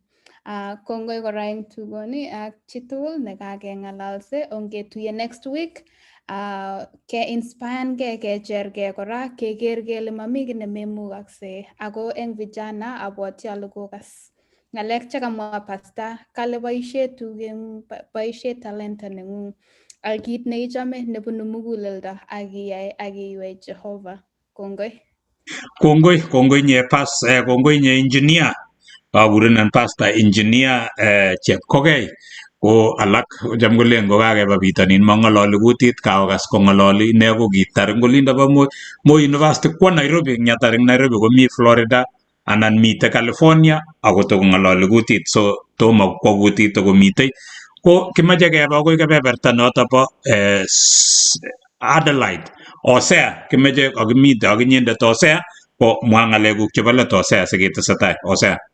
Kongoi balozi Bitarono, kongoi Pastor Joel Kimeto nekenyo eng betutab rani, ak kongoi biik tugul chekawachen show kong'ete ketou akoi saishekab koraki. Agere kora akoi president nebo association nekikure KASA, Kenyan Association in South Australia, kikure President Deborah Kalel kowachenech ak kosubech kong'ete ngetou. Asante sana president kwa kutufuatilia kong'ete ketou akoi saishekab koraki. Ng'alekchuk chebo let kityo ameche kityo balozi katauti a recognize my boss ko Bernard Tanui ak Emily Tanui kobun kebeberta nimbo Kericho County bo Kipkelionis olin bunu Pastor Joel Kimeto kosubet chini kwa chini Tanui family kemi kebeberta nib Adelaide South Australia. Ameche kityo Pastor Joel Kimeto asoyokten ameche yoiwendoti olimbo Kericho iamdoti injili matakinyoru biik chechang chebunu olimbo South Rift kobwane kebebereb Australia. Ngemi ak age nekikure Dugirui kolecho simwochi pastor ilechi kotokong'ololchi biikab Kipsigis kobwa kebebereb emetab Australia. Nginyo angot Adelaide tukuyo kityo biik karibu 3 anan 4 komanoe ale une olimbo Sydney. Ameche ing'ololchineiwech ilechi kitoche kotokobwa korek kebeberta neb emetab Australia. Kongoi Pastor Joel Kimeto kokitachin kaikonech tiendong'ung keboisie team nebo program nenyo ko kokidrowenech tiendong'ung kitokoni kabisa with humility makun kiy age tugul nemie kitieme as much as we can ak angoswas damu ak choronok cheisubech eng yu sikiro kele kakitachin itiech emetab Australia. Much iit oli akonyiro tiong'icho kikure kangaroo akichop tiendo kora ne lingonikei ak tiong'ichu kikure kangaroo nekinomchin emetab Australia inegei eng dunia. Kongoi ngoberurin katwech the Great Commission Singers akomi ng'olyo netou korkoti akine kale ng'amama olimbo December nyatwekun sinyitien. So kongoi ongetestai soiwech kora akisochi this program nenyo kokitou tikoming'in soiwech eng betusiek tugul. We need your blessings and we need your advice every time kerichenin ko you are highly welcome. Kongoi. Kongoi nye Osea imi kebeberta noto bo Australia kokaikas pastor ko ng'oliot neamwochini anan yeiwendi ng'ololchini biikab South Rift ko meche imwochi ilechi barai Australia kowendi Kenya une saparishek 10 kokakinde Kenya so barai emono akomeche biik nguno ngichunde korono ko biik chebunu Uasin Gishu, biik chebunu Nandi abwoti ale ko chemi tai anan cheindoito Uasin Gishu ak Nandi chenekit komi kebebertab Australia. Maybe biikab South Rift olin kolen koma America kobet meche kelechi mi ole kekure Australia ako barai. Ko Osea kongoi mwochi murenono anan the Tanui family lechi tekebwone amu kimeche kekasatin Jonwa. Maybe yekikas kotiach biikab South Rift koba ko ingen abwoti ale ingen the Tanui Bishop Tanui ko lagok chik choto mitei Australia kimi kebeberta nebo Australia America kotun kolen kole kouni ko ngap iwe komanam line imuchi itokchigei Canada ibitiem oloto komanam nyeitiem olep America komaingian lakini kikonam lainda ngolimbo Australia eng Tetanui family. Kotko nguno ngeng'ololi pastor ko inendet nekasir lagokab Kalenjin kikosir biik karibu 200. Abwoti ale kasech kotun kewe ipkotachin biikab South Australia Tetanui family ak abwoti ale Hosea ko kakenyoru biik karibu 3 chepkotochin, so inyoru tokset nebo barak kokewe kebeberatab kwa South Australia. Tetanui family, we are proud of you and we appreciate what you are doing and thank you for the bold move that you made. Otokyi Australia olin meche kityo kotekemwochi biikab South Rift kele parai ng'weny moker kityo kebebertab America anan otebi ing United UK, United Kericho, mitei United Kingdom ko meche omande obarai otokchigei kebeberwechotok koboto Australia. So mole kityo United UK, United Kericho ako kami United Kingdom. So mite kora Australia. Pastor mongen kimeche itesyi ng'olyo. Kaicheran ibabwat bikyok chekitebie eng gaa chemamondoi ko kitebie kot kichokosan akele Nairobi kabande Naikuru kap tumoto yani iyemi kityo en yu kolen mamache ale konai bikyok kityo kaa yubo Kericho yu anan ko Bomet yon anan kele kakinakta keba Tinet yu anan achicha kimache kemanden icham kechere bikyok kemwoe kele kosor em kou chumbik ikas ng'oliondono kele kosor em yani kisor emet kou chumbindet amu chumbindet ko kiyai kolong'une beek ak kikonech history chebo chumbek kele ng'o nekitou ele kile ng'o nekidiscoveren yekile ako kinyortech bichoto lakini amu kinam boroindo komong konyokoibu kot emenyon en naenywan ongebe emenywan akechek ongebe akichek oloto akemeny oloto ak keboisien oloto ak kesomanen oloto akoberure kamuktoindet akibwat kaa. Kongoi nye pastor, kongoi cham koiwei bikyok ngap kelechi kokile mewe sibibet ameche alechin imuche kot imi Kericho anan imitei Kipkelion ako kiibet akotomo it Kericho. So kaikai okot nekabetyi olelo, kaikai kobetyi Hosea Australia kosir kobetyi Moi University. Ko so betos biik ako mi kurgat amaba ui, so ameche kisube biik ng'alek chekororonen kimakwok chemiach. Ko ameche anyor Swasdamu komwa ng'olionyi nebo let sing'yot tar ng'oliot eng yu kotienwech tiendo nekobo tos ikere ne chitab Kalenjin sikikesub tetutiet. Ko Swasdamu kaisub tetutioni, so imwoe ne ng'oliong'ung nebo let. Alen netai korok awekchini kongoi Pastor Joel Kimeto ak nafas nanyinet nekakoib eng betutab rani sikobit keyai kipindit pamoja rani. Ng'oliot age nameche amwachi pastor alechini ng'oliondono kakeng'alalen ak kakemwaimwai nebo inyendet inyo emoni ko nginde Mungu tai ak angen ale isuldoi kiy age tugul. Tuguk chekiyai ko kiyai tuguk chechang and I believe saizi ni ile time makat unaanza kuharvest ama unaanza kuget reward zako kwa tuguk cheki-impactan biik and we are among those youths cheki-impactan eng sabenwa. So kiwishenun all the best. Kimakun kenyisiek chechang kabisa sitikobit icher biik kyok chebo Kalenjin, kijanaek chok ak biik tugul. Kit age kora nekamite akere eng yu, nimekuwa nikifollow YouTube account yako. Ngomaya ng'alekab YouTube, kameche kityongan akonin heads up kityongan alejin mite maya kimasatak. Nginde tienwogik mekan sure ile kai-copyrightan korok amu sai komakou atkinye kiibe kasetit ak ibialdochi chito ilechi oroni 120 anan ilechi 200 anan ko 500 koibe chito, lakini sai nguno kila kitu komite simet. Nguno kityongan ameche akonin heads up. Akere indoi technician eng yo, mwachi kosatanun tuguk chabo YouTube cho mayachen among the beneficiaries chebo YouTube. Angen ni powerful akomuchi kotoretin eng uya. Kongoi nye DJ Swasdamu.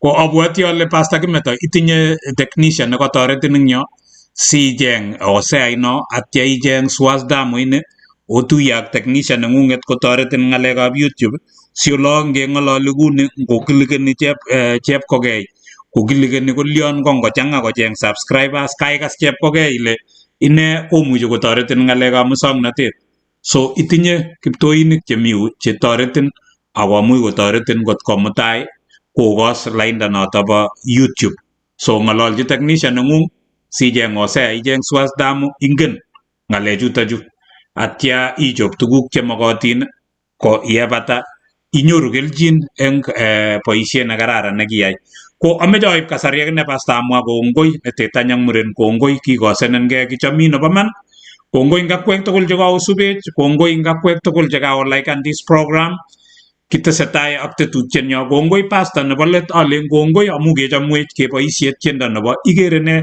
chitab Kalenjin eng tetutioni officially yekibendi ketesetai kakimwa kele eng wikino ketindoi toonyo akotakimutu ak toek cheimuche kocherak kongoi boroindo nekaoib ameche anyorun inyendet Swazidamu itien tiendo nobo tos igere ne chitab Kalenjin nekakochomwech pasta asikobit ketar tetutiet.